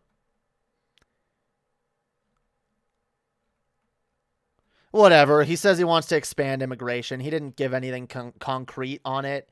You know, the regular line, you know, we want to provide a path for citizenship for those who are already here, those who have, I think he said, like, even for those who have overstayed their visas and whatnot. You know, the usual line about dreamers, which I'm really sick of hearing that, honestly, because look, it should be a foregone conclusion that people who are either born, people who were raised in this country since they were very young are absolutely citizens. Like, that should just be a foregone conclusion at this point. We should be going further and saying, okay, now we need to create a path for citizenship for every single illegal immigrant that is in this country right now. Because if you have a problem with illegal immigrants, the solution is to make them no longer illegal so that they can actually contribute to the economy and pay their taxes and all of that, right? Right. Anyway, yeah, I guess my overall summary of this is that it was okay. It was decent. A lot of it was milquetoast. I'd like to see better, but oddly refreshing compared to the last 4 years. Holy fuck. Whew. Okay. Okay, guys.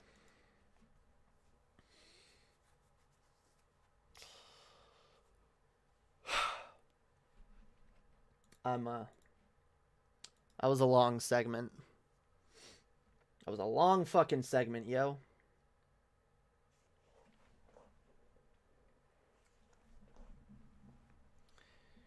Whew, how's everyone doing out in the chat, yo? Godzilla versus Dong. Yeah, dude. Godzilla versus Dong. In the 19th century, to become a citizen, all you had to do was show up. Yeah, wow. Imagine that. Imagine that. All you had to do was just be in a country and say, hey, I want to be a citizen. And they said, sure, here you go.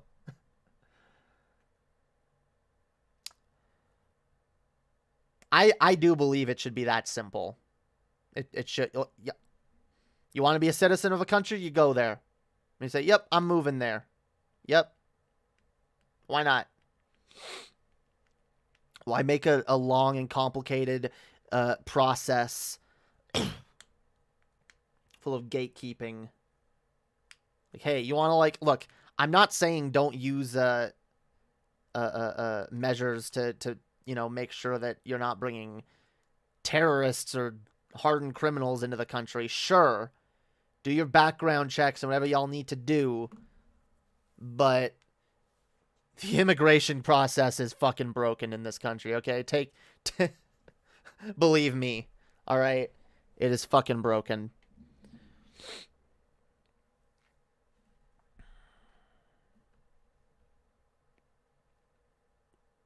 Yeah, fuck the immigration process.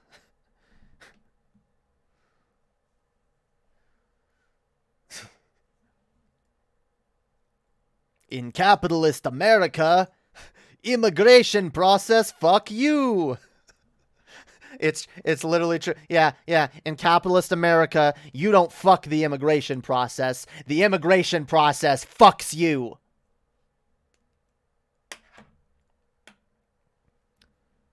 Leaves a ton of people in fucking limbo, not knowing what to do next.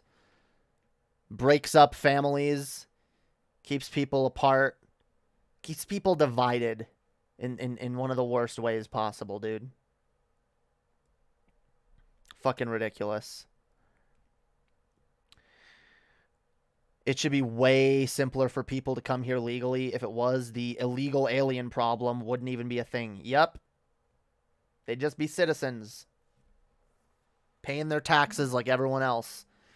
And these Republicans who claim like, we need more, people need to have more children. We have underpopulation is a real threat.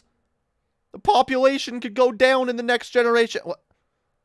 There's a shit ton of, and you know the only reason they care about that is because they don't want the amount of workers in this country to go down by that much. Whole shit ton of people ready to work. They want to come here and contribute to the fucking system. I love how, like, conservatives... That's true. Dude, conservatives will literally fearmonger about both overpopulation and underpopulation at the same time. When it comes to immigrants coming to the country, they go, oh my god, overpopulation, we're going to have too many people, we can't handle all these people. They're taking our jobs. When it comes to, like, issues like abortion or just the fact that young people don't want to be pigeonholed into having children and raising families they can't afford. They go, oh my god, it's a crisis, underpopulation, it's such a problem. Oh my god, people aren't having enough kids. Fucking pick one, goddammit. Holy fuck.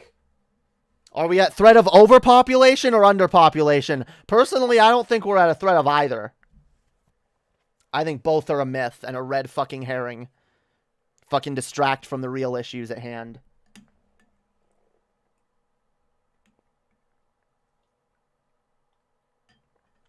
$100%.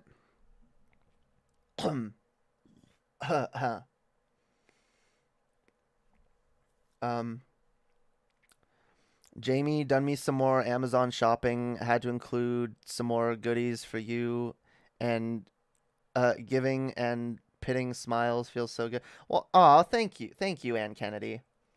You're the best. You're the sweetest. I love you. You're amazing. Oh, yeah, okay. I really appreciate you, yo. You're a great person. I hope you're doing well. Puddin'. Damn right. Give me some pudding. I want it. I want chocolate pudding. You know what? I'm putting chocolate pudding on my Amazon wish list. Someone's got to send me some. Damn right. I'm not doing that. I actually have chocolate pudding. You know what? I'm gonna get some chocolate pudding after this. Damn right. Damn fucking right.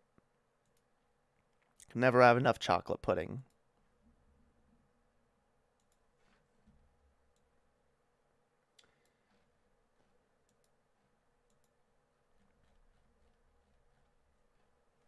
Hells yeah.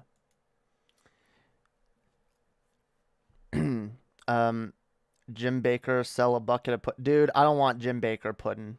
Fuck Jim Baker pudding. It's garbage. It's garbage. Tucker did that like 2 weeks ago. It was either the same show or the next. Wait, what? Oh, conservatives literally flip-flop on their talking points based on who's in power. Yeah. Oh, you're saying, okay, Tucker literally went back and forth between the overpopulation and underpopulation myths. Yeah, they do that constantly. That's all they do. It's all they fucking do, yo.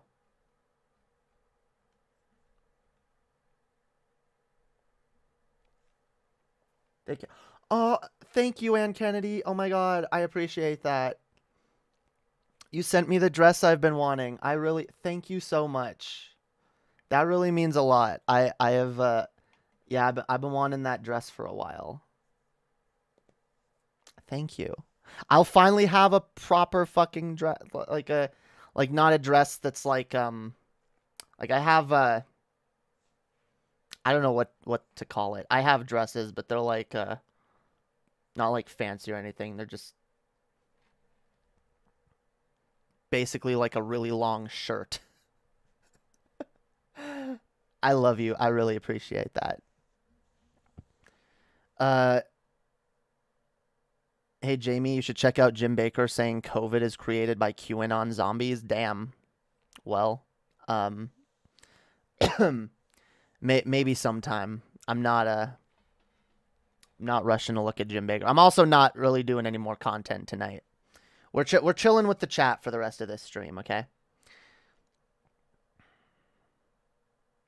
Damn right. All the love to Ann Kennedy, yo. I don't think he's ever sold dessert. Oh yeah, no, he did. He sold desserts.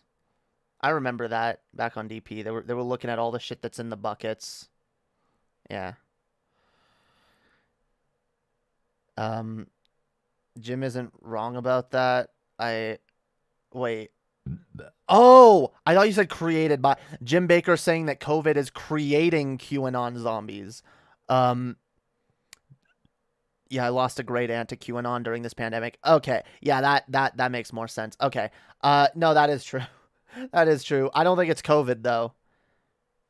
I think it's just that's an excuse. Like, oh, well, it's just because of COVID that people are going to QAnon. No, it's not. It's because of Trump. It's because of Trump. It's because of white supremacy. It's because of all that shit. All right. Jim Baker is a bucket of pudding. Gross, weird pudding. Yeah, dude. You know what? Maybe I could go do some Jim Baker shit on some future shows. That wouldn't be terrible. That could be fun. Jim Baker. Dude, Right Wing Watch has like kind of gone to shit lately. It's kind of sad. I want to see more Right Wing Watch. I want that, like they don't do enough, like they don't put up enough clips, yo. There need to be more channels like that where you can just go and get clips of right-wing bullshit. Well, actually, Annie's working on something like that. Probably won't be as comprehensive as Right-Wing Watch, but yeah, Underhaven Gold. Annie's been uploading some random clips like that of some right-wing dipshits and just internet dipshits, lol cows and whatnot. I'm gonna call it right-wing crotch. Yeah, dude. What are you talking about? QAnon was fringe until the first stay-at-home orders were issued. Yeah, but it's not Trump. It's Trump plus COVID. Sorry, it's not COVID. It's COVID plus Trump. Okay? If we had a decent administration in office that wasn't pushing misinformation and conspiracy theories, yeah, no, QAnon would not have gotten so prominent. All right? Not even a little bit. It's absolutely down to Trump. Trump plus COVID. Okay? Yeah. Is it far-fetched to say that Trump is almost the sole reason why COVID is still an issue? No, I don't think it's far-fetched to say that Trump is almost the sole reason why COVID is still... Almost. Not 100%, but almost. Yeah. Trump is the sole reason why COVID is as much of an issue as it is. Yeah. 100%. Absolutely. Not a doubt there. Okay? Holy fuck. My internet connection is whack. Damn, I'm sorry. Well, hopefully we get some of that internet infrastructure bill going on. That'll That'll definitely help. Hell yeah. Am I back? I think so. What up? Also, just so y'all know, just so y'all know what I'm planning on doing this week. I'm gonna be doing a stream tomorrow, addressing some shit. Okay. We don't need to go into that here. Y'all know what I'm gonna be addressing tomorrow. Some people talking some shit. You gotta respond. Well, I don't gotta respond, but you know what? People almost make themselves look bad on their own, but it can be helpful to point it out. Nick, I'm not going after. Look, Nick. Look, Nick absolutely went too far on our last episode of Underhaven, and again, I apologize to you guys, anyone who was offended by anything that Nick said. He was really drunk, and he was really hard to rein in that entire show. And I do apologize for all of that shit. However, I'm not looking to like start drama with Nick. I'm not interested in that. Nick, the shit that Nick said and did is very clearly not something that we look. Nick wasn't like beyond the pale, okay? He went a bit too far a few times, and I don't know. I'm sure. I hope he doesn't stand by everything he said on that show, but I thought he was a segment. What? Yeah, I don't know, dude. There's a reason why that stream's been taken down. Okay, I did realize you were offended. A few people were offended by some of Nick's comments. I wasn't too happy about some of Nick's comments, but the fact is, I don't think he meant anything by them. I don't think he was like trying to be malicious. He was a drunken idiot, and I don't know about Annie, but I don't intend to stream with him at that level of drunkenness ever again. I'm not going to speak for Annie, though. I thought he was some drunk whose videos you were watching. No. Anyway. Okay. Are we doing a stream tomorrow? Okay. Yeah, it's the pimp thing. Okay. We'll get into that. Friday. Okay. Friday, guys. We are going to be, I'm going to be doing a patron show. All right. For anyone who's a patron, $2 or more gets you access to the Patreon. You get all the previous private shows.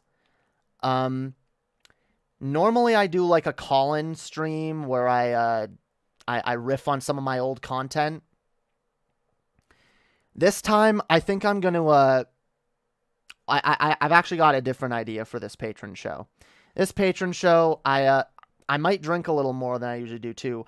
Also, I'm going to be I'm doing a hot tub stream if it works out. I have to figure out the logistics of that, but yeah, I figured that would be fun.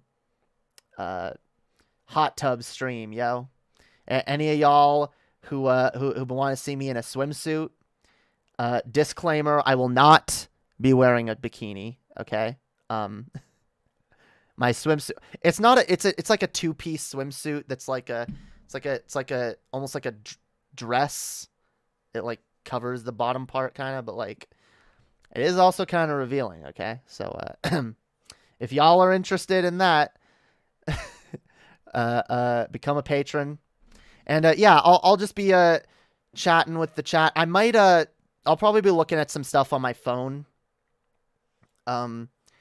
I actually have been wanting to like go over some like cringe content on my old like Facebook page. So I might go over some of that, which I didn't want to show on screen anyway, so I'll just like I'll read it off to you and we can dive into the cringe, okay? I want to provide you guys at least some classic J cringe.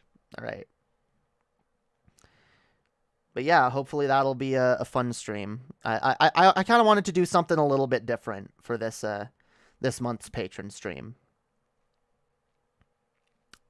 I want a hot tub. Damn right. Damn right. Hot tubs are dope. That's the one thing I'm gonna miss when we move out of this place, is the hot tub. Cocaine and drinking with your friends. Call me what you want, call me what you need, call me in the morning, I'll be on the way. We should talk about some of my first YouTube videos. It's poorly edited memes from 2005. Yeah, that'd be fun. We should definitely do that. We should watch Hot Tub Time Machine during the stream. We're probably not going to be able to watch any videos. It's probably going to be a bit of a different stream, bit of a like an extended chill stream. But patron exclusive hangout. Any of y'all want to hang out with me, ask me questions? You can probably even get me to the drunker I get, you can probably get me to answer questions that I normally wouldn't answer during a normal show. So yeah, feel free to come join. Patreon's only $2. Mermaid Jamie Wen. I don't know, when someone buys me a mermaid outfit. I don't know. Mermaids are dope. Call me by your name. Dude, that song is so good. That song is so, dude, unironically, I never had any interest in Lil Nas X. And honestly, I've listened to some of his other music. I haven't extensively listened to his music, so he's probably got other shit that I'd enjoy too. But I'm not a huge fan of the rest of his music. But dude, that song bangs, yo. That song is fucking dope. I love it.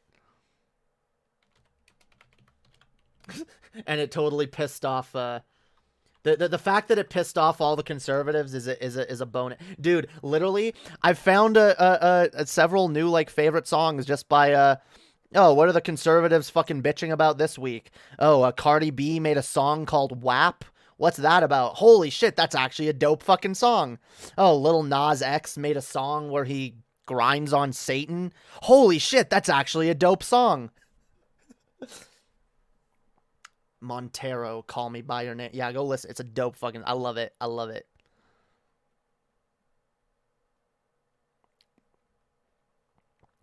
You're a fucking nerd and no one likes you. You're a fucking nerd. Live Me, Hot Tub, Time Machine. Dope. Is that a reference to a song I don't know? Still, based. Based. Love it. Love it. I'll be functionally high during it. Last time I was down for the fucking count. Damn. Well, hopefully you're functional this time, yo. Hopefully you're fucking functional. Yeah, you know what? I think that's what I'm gonna do for this patron show. Aside from just being in a hot tub, I think I'm gonna like go over some of my cringe posts from Facebook. Because I was an edgy little... I was a sad little edgelord, too. Like, I was an edgelord with no friends. So I would, like, post, like, some serious attention-seeking cringe, hoping that someone would, like, respond, either positively or negatively. I didn't care. Like, I would post, like, edgy song lyrics. Because I wanted people to know the darkness in my soul. Holy fuck. Yeah, it'll be fun. So, in the closet? Yeah, pretty much. That does kind of describe being in the closet. Not for everyone, though. I will say. Like not for everyone. I wish I found you years earlier. No, you don't. No, you don't. Guys, unironically, I've only been, like, watchable for about a year now, okay? No, okay, fine. I'll give myself more credit, okay? I've only been watchable for maybe, like, 2 years. I've only been like good, and when I say good, I mean like I've only had takes that I stand by for about a year, or at least mostly takes that I stand by. Yes, Love Me, Hot Tub Time Machine. Please play that song from HTTM. It's awesome. Anyone know my song reference? Well, I don't think I can play that song on this stream, but I'll definitely go look it up. Jamie's current content is a million times better. Yeah. No, I'm not proud at all of what I did in the past on YouTube. In fact, guys, I would show you guys like the pull the trigger era more again if I didn't have like ex co-hosts who I can't show on stream. I would be making fun of that shit like fucking crazy because it was goddamn cringe. It was in fact, I don't know how the fuck Annie ever saw me doing pull the trigger and was like, that dude needs to be my next fucking co-host. That you know what? I still maintain the only reason Annie ever did is because they didn't really watch much of Pull the Trigger. I don't think Annie knows half the shit that was going on Pull the Trigger. Holy fuck. That was not a good show. That was not a good show.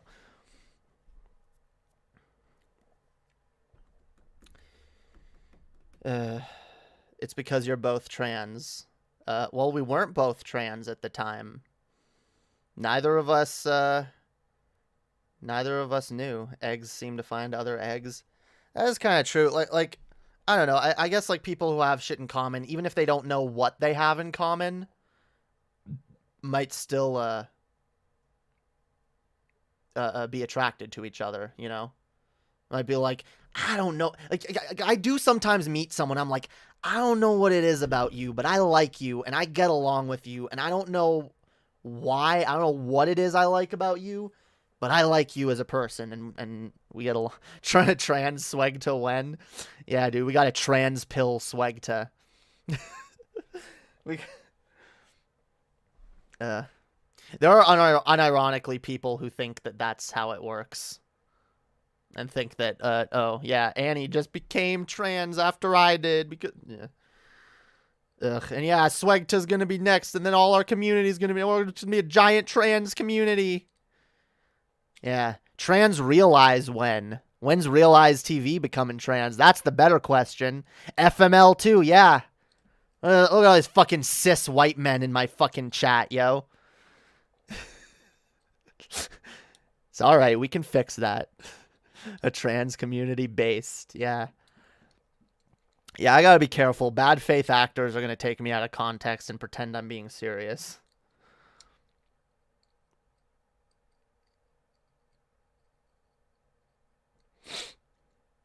Yeah, dude. The original HRT estrogen was red? What? Okay.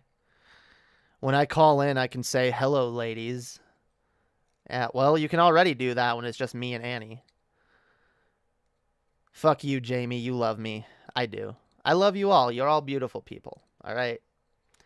Even the cis white men in my chat. All right? Look. White men are the scourge of this goddamn planet. However, I still maintain not all white men. Not all white men. Because you know what? Not all cishet. Some cishet white men are decent people. And you know, mostly the ones that actually, like, listen to me and realize my greatness. All the other ones are garbage. Bitch, I'm biased. See? That's why I said cis white men. Fuck hetero.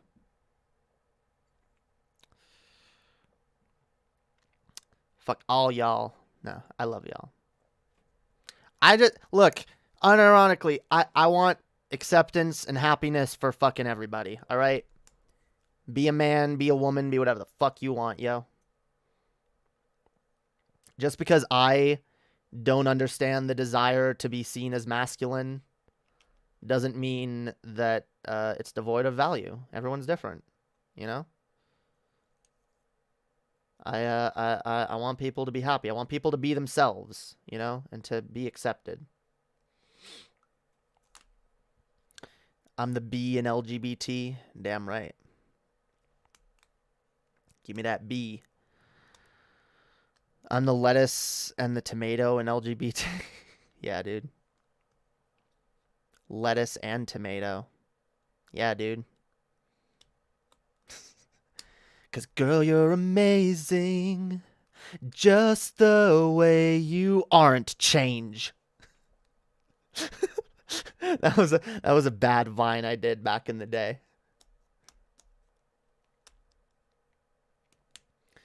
Cause girl, you're amazing. Just the way you are. Damn right. Also, equal opportunity. And boy, you're amazing. Just the way you are. See? Equal. Boy and girl. Oh, also NBs. And NB, you're amazing. Okay, well, we're done. We're done with that. I'm done. I love y'all. Were your Vines super cringe as well? Some of them were. Some of them were actually funny. I still do maintain some of them were actually pretty funny. Like there's one where I'm like showing off my chin strap beard, and I'm like, she said to shave the beard or she wouldn't sleep with me. I said, get the fuck out. And then cut to me being like, taking a swig and be like, and playing a Hello Darkness, my old friend. Yeah, that was pretty funny. I like that. Yeah, some of them were good. Some of them were cringe. Me too. Love everybody.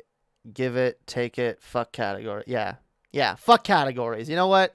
I love all people. All right, I love all people, all the people. Vine was just a minstrel show. Okay.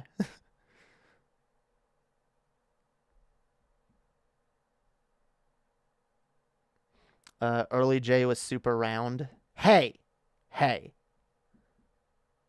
That is accurate. Yeah, I used to be way less anorexic when I was like vining. Speaking of which, I've actually been putting on some pounds, yo. I'm edging closer and closer to 170. And I'm actually waking up and not feeling like total fucking garbage most mornings. Like for the last like couple years, 3 or 4 years of my life, I've like woken up with a shit ton of stomach pain and having like hunger pains all day, having such a hard time being able to eat, and get anything down or keep anything down. And when I would eat, I would throw up. I don't think I just realized, guys, I know this doesn't mean much for y'all, but like I haven't thrown up in like several months now. And like, to be clear, I'm not like bulimic. I don't eat and then throw up intentionally, but due to my anorexia, I've had a lot of mornings where I'll eat something and then immediately throw it up like involuntarily because that's how fucking sick I feel. I've been doing better. I'm actually sometimes I got to stop and remind myself of that because I still have bad days where I'm just like, ugh, I'm never going to be any better. Life sucks. Fuck the world. But then like I look back and I'm like, nah, yo, I've made progress. Hell yeah. Think about it. All the POC Vine creators just played to racial stereotypes. I guess. I didn't really engage with a lot of that shit. I watched like, here's the thing. I had like 5 or 6 people that I followed and I made my own shit and that was it. Honestly, kind of like how I do YouTube now. I don't watch all the YouTube. I mean, I guess I'm aware of a lot more of it than I was aware of Vines that I didn't know of. But like, I kind of only like follow a few people that I enjoy and make my own content and don't really care about the broader platform as a whole. I don't care. So I didn't really pay attention to much. I'm pan, so I get to be with anyone I want. Damn right. Dude, I saw someone post in the DFF Facebook group, unironically, that like, and they seemed to think this was brilliant, and a lot of people in the group seemed to think this was brilliant. And I'm not trying to call anyone out specifically, but like, they were like, pansexual is just bisexual with extra steps. Dude, fuck all the low IQ Rick and Morty fans who think that they're just brilliant anytime. Look, I'm not saying that joke can't be made in a way where it actually works, but you're not clever just for saying this thing is this thing with extra steps, especially when you clearly don't know what you're fucking talking about. Bisexuality is not pansexuality is not bisexuality with extra steps. If anything, pansexual is bisexual with less steps and less restrictions. People that are bisexual are attracted to both men and women, normally one more than the other, and also not always attracted to trans people necessarily. Pansexual people don't give a fuck what your gender is at all. They're like, I will fuck you. You're a human being. You're attractive to me. Let's fuck. I don't care what your gender is. That's more simple, less restrictive. What extra steps are there to being pansexual? Explain that to me. What are the extra steps? See, with bisexuality, I can explain how there could be extra steps. They're like, okay, I'm attracted to men and women, but I'm not attracted to this man. I'm more attracted to this type of man. And when it comes to women, I'm more attracted to this type of woman. And like, I don't like, or I'm more attracted to women than men, or I'm more attracted to men than women. Okay. That's generally, bi people, whereas pan people are, I don't care. Gender? Pfft. Are you hot? Are you physically attractive to me? Let's do it. I don't care what your gender is. I don't care what gender you identify as or were born as. Sexuality has a lot more variety than people care to admit. Yeah, that's true. Pansexual makes sense upon further examination. I used to think it was silly too, but I get it now. Yeah. I guess some people do think it's silly. Like, oh, what's the difference?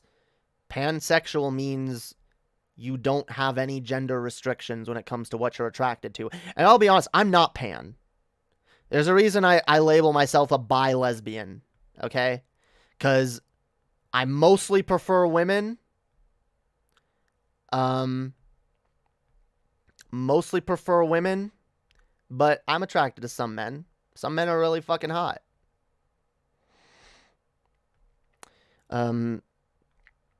So is this? Yep. I was surprised you were a medium. You look lovely and beautiful. Take care and be careful.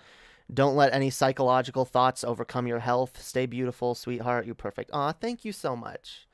I love you. You are really fucking sweet. I love you all. Y'all are fucking amazing.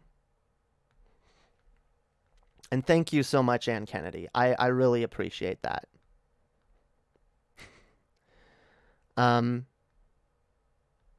Yeah, I wear a medium. I wear a medium sometimes. I wear a large sometimes. Actually, I do hope that dress fits me, because the sizing chart I looked at told me to order a medium. So I hope it fits. I hope so. I don't know. Maybe I should have gone with a large just to be safe, because I have broad shoulders, but. We'll see. We'll see. Should be a. Anne is the most wholesome person in the community. Oh yeah, Anne is the best. Hells yeah.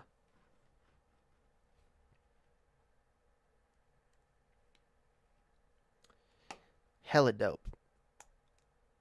Lol. Yep. With the Amazon charts, you never know. Yeah. I don't know. I was almost considering changing it to a large, but. No, we'll see. It should fit me. I can still fit into a small on some shit. But the truth is I am gaining weight as well, which I need to. So I should probably aim for like large when it comes to most shit, just to be safe. Because I don't mind if shit that I'm wearing is too big for me.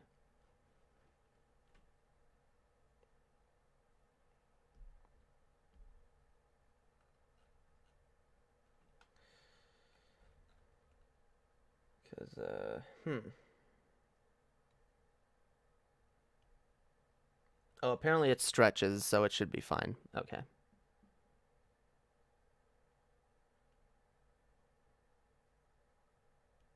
Yeah. All right. No worries.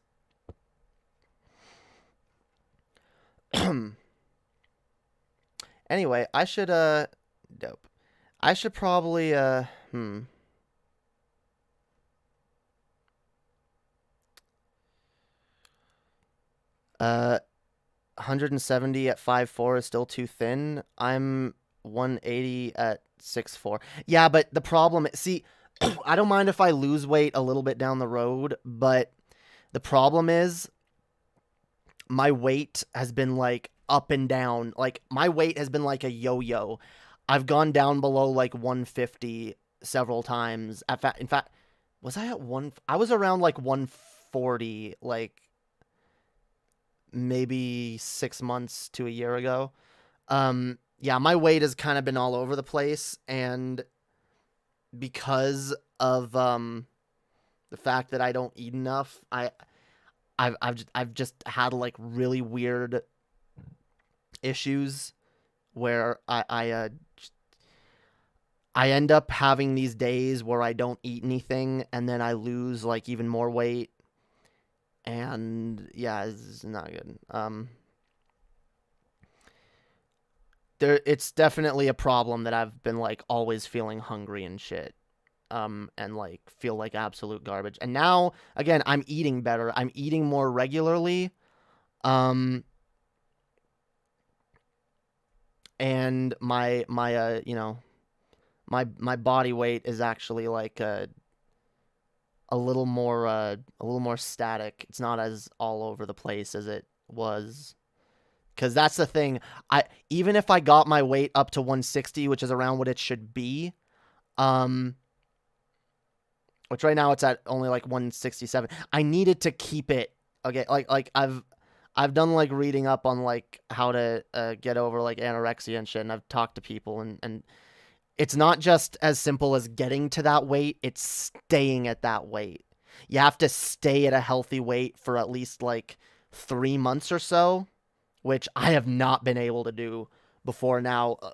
I think I actually have been at a much healthier weight for a closer to 3 months, and that's why like I wanted to get over that hump of like 170 so I could be like, okay, I'm in like a safe zone. My body's recovering. Now I can maybe afford to lose a couple pounds if it happens. You know. Everyone had COVID yo-yo weight changes in all directions. We're all struggling one way or another. Yeah, only problem is I've been dealing with this for years, and I've just been like really like not good, okay? Not healthy. It's not just due to COVID. This has been like an ongoing fucking thing.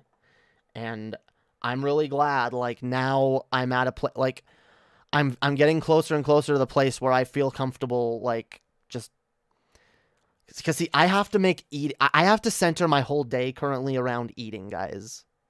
I still do, because I still have a bit of an eating disorder. I still have a lot of times where I just don't have an appetite, even though I know I should be eating, and I can't let myself fall back into the habits of not eating. So I understand you need to be at a healthy weight, but when you're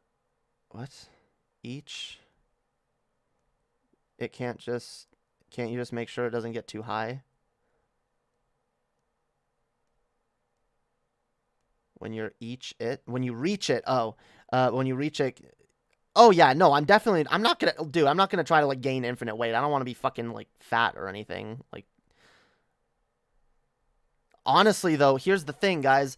I used to be kind of chubby. Realize pointed out that I was more round when I was doing my vines. Yeah, I also felt healthier than I ever fucking have in my entire life when I was chubbier. I'd rather be chubby than be a skeleton any day.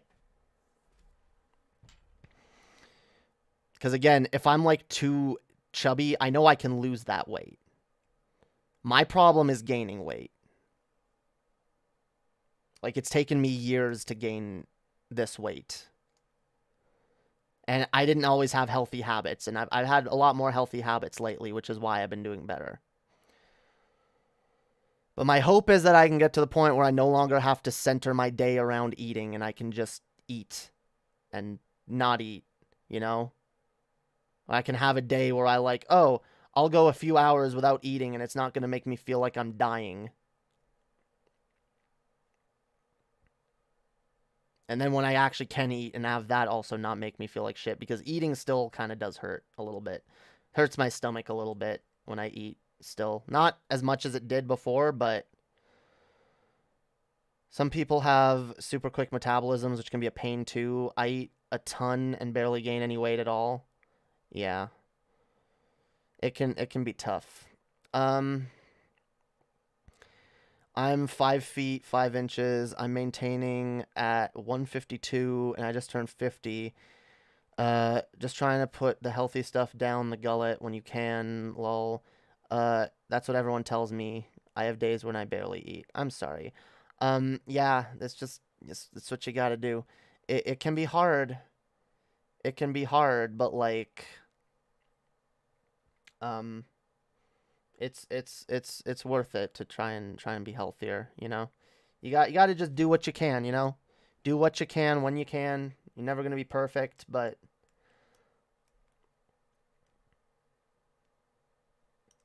I'm just glad I'm like doing better.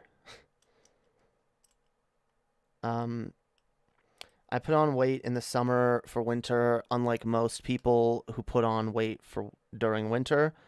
But I would just go to the Pizza Hut buffet 2 days a week during summer. Damn. When I was in high school, I was skinny. I was like 130 or 140, but now I'm like 220. I want to start losing weight because I have family with health problems. I'm scared to develop those problems too. Eat better and exercise. You know what's a good habit? Whether you're trying to gain weight or lose weight, I've realized this. Fuck McDonald's. McDonald's is not food, guys. A lot of the fast food is not going to nourish you in the way you need, all right? You got to eat healthier. We all got to eat healthier in general. I know it's hard because eating healthy can be expensive, but it's very important. McDonald's is gross. It really is. You know what? Now that me and Chess have discussed, because look, Chess's job ends at midnight our time, okay? She finishes work at midnight, and most times, like, she'll make dinner, like, right after work. But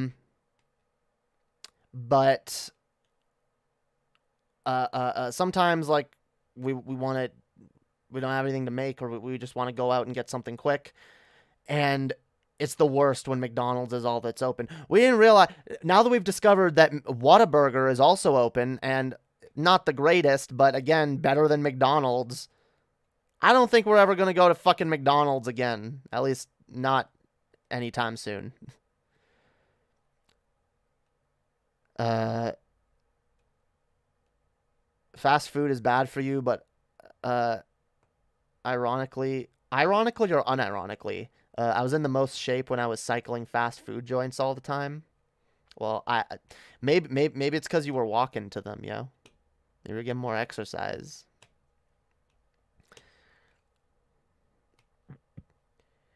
Because my family medical history, I have to be very cautious about becoming overweight. COVID can be a problem for overweight patients. Yeah. I believe that feeding people love makes a difference in their health. If we feed each other love first, the food works out better. Yeah, that is true. That is true. You gotta spread the love, guys. I really do. Look, I feel like I get a little too negative on this stream sometimes, because I do want to spread love and positivity and acceptance and all of that shit. I don't want to focus on negativity all the time. I will when I have to, when I got to address shit, whether it's politics, whether it's drama, whatever, but, like, I want to, like, have a place that people can come and feel positive and you know, not have all the negativity that's out in the world perpetuated, you know? It's hard to come up with content though that's related to positive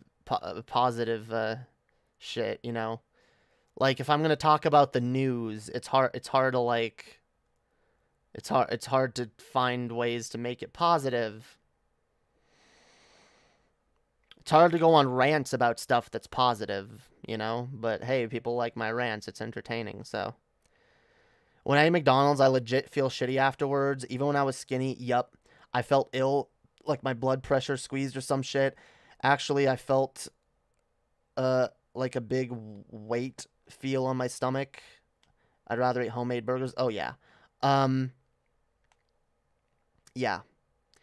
It makes me feel literally sick. It makes me feel sick after I eat it, and then I feel even more sick in the morning. Like it's shit. That's kind of why I want to do the rejects more. Should be at least a bit more positive topics. Also, the tabletop thing I have in mind will be all positivity. Hell yeah. Hell yeah. Yeah, we're gonna be doing some more rejects over on the Underhaven here soon. And I want to come up with ways to make it more fun. I don't want it to just be me and Annie sitting there playing a game and you know, most people leave because they're like, oh, this is gaming content, this is boring. I want to come up with a way to like make it fun for you guys that are watching, you know. If any of y'all have any ideas, like seriously, hit me and Annie up, because like we would really like to like come up with I want to come up with like some kind of game or something that we can like play with the chat, some kind of like fun. We are brainstorming ideas already, but like if you guys have any ideas, feel free to hit us up.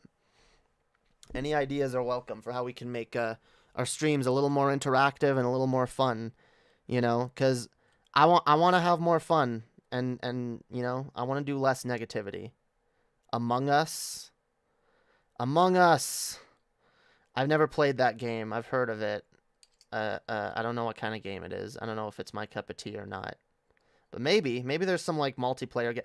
When I say games, I'm not saying games that we can play, like video games we can play with the chat. I'm saying like fun little activities that we can do, or like I don't know. I'm trying to come up with something, you know. Like I want to be more interactive, like while we're playing games. Like for example, you know, maybe we're playing a game and like we let the chat help us come up with the decisions we make. Or, you know, maybe me and here's an idea I came up with that I thought might be fun. Maybe and this wouldn't be an all the time thing, but maybe like me and Annie could do a stream where we both like play Smash together, and like we let you guys pick what characters we play as in order to face each other, and the loser has to like take a drink. And like me and Annie just get progressively more and more drunk as we as we play, you know, shit like that, you know. Yeah, that would be funny. I really want to do that here soon. Yeah, it'd be fun. Because me and Annie both have our like signature characters that we're better at, which although I do think Annie's definitely better at Smash than I am.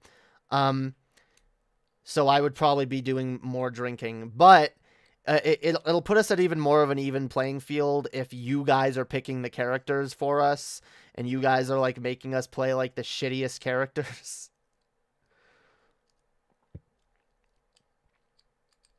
Chaos mods. I don't know what that is. But yeah, dude, we could that would be fun. I want to do more shit like that. I wish there was a game that like I wish like there was a thing where like, you know, me and Annie could play like Mario Kart or something, you know, and like random people that are watching the stream could somehow influence our game by like, here's a blue shell, here's a green shell, here's whatever platform drops out from under you, you know.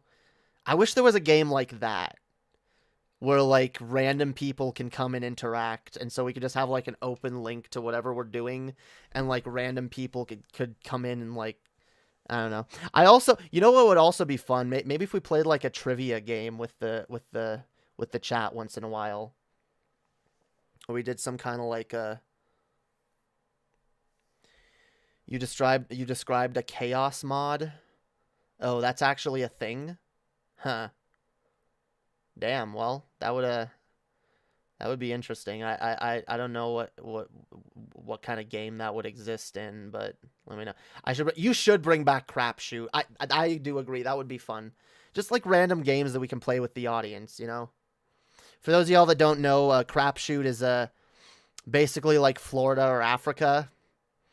It's kind of it's an expansion. It's better because it's not as restrictive. But TJ did a game back on Classic DP where he would pick a random article and he'd get the other hosts to guess whether it was an article from Florida or from Africa. Yeah, Crapshoot is better, yo. We gotta bring that back. Bring it back, Annie. Bring it back. Fucking. Yeah, dude, we're not shooting the shit. We're shooting the crap. Okay? We're shooting the goddamn crap. It's gonna be fun.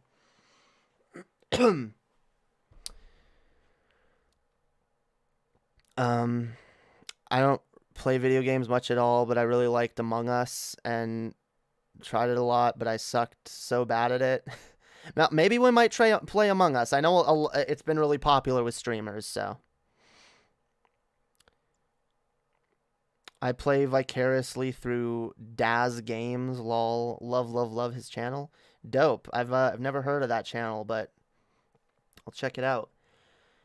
Anyway, I should probably go because I'm like, it's getting late here, and I've got to. I actually meant to end a half hour ago, but then I wanted to chill with you guys before leaving, so hells yeah. The 25th island of Greece. Okay, fair enough. I don't know what you're referring to, but cool. I'll definitely see y'all tomorrow. If y'all wanna pop in tomorrow, we're gonna be addressing that Pimp Monk shit. It's gonna be pretty funny because I've got a lot to say. On Friday, I'm gonna be doing the hot tub stream, guys. I'm gonna be hot tubbing it up for the patron show. So don't miss that shit. If you're a patron, don't miss that. It's gonna be on Friday. If you aren't a patron, go become a patron. It's only $2 You get to fucking go see all the past private shows. They're dope. They're fucking dope. Broken PC shit. What? I don't have a broken PC. In other states, those news stories will be made more available to what? Oh, a large reason why Florida man is the way he is because of the sunshine law about transparency. Huh. Okay. I don't know much about that. Anyway. Yeah, I'm going to peace out, guys. I love y'all. I love y'all so much. Y'all are amazing. All of y'all. All right? You are all beautiful, amazing, wonderful, valid people. And I hope you all have a wonderful night. Stay safe, stay happy, stay healthy, all right? Take care of yourselves, guys. And we'll see y'all next time. I love y'all.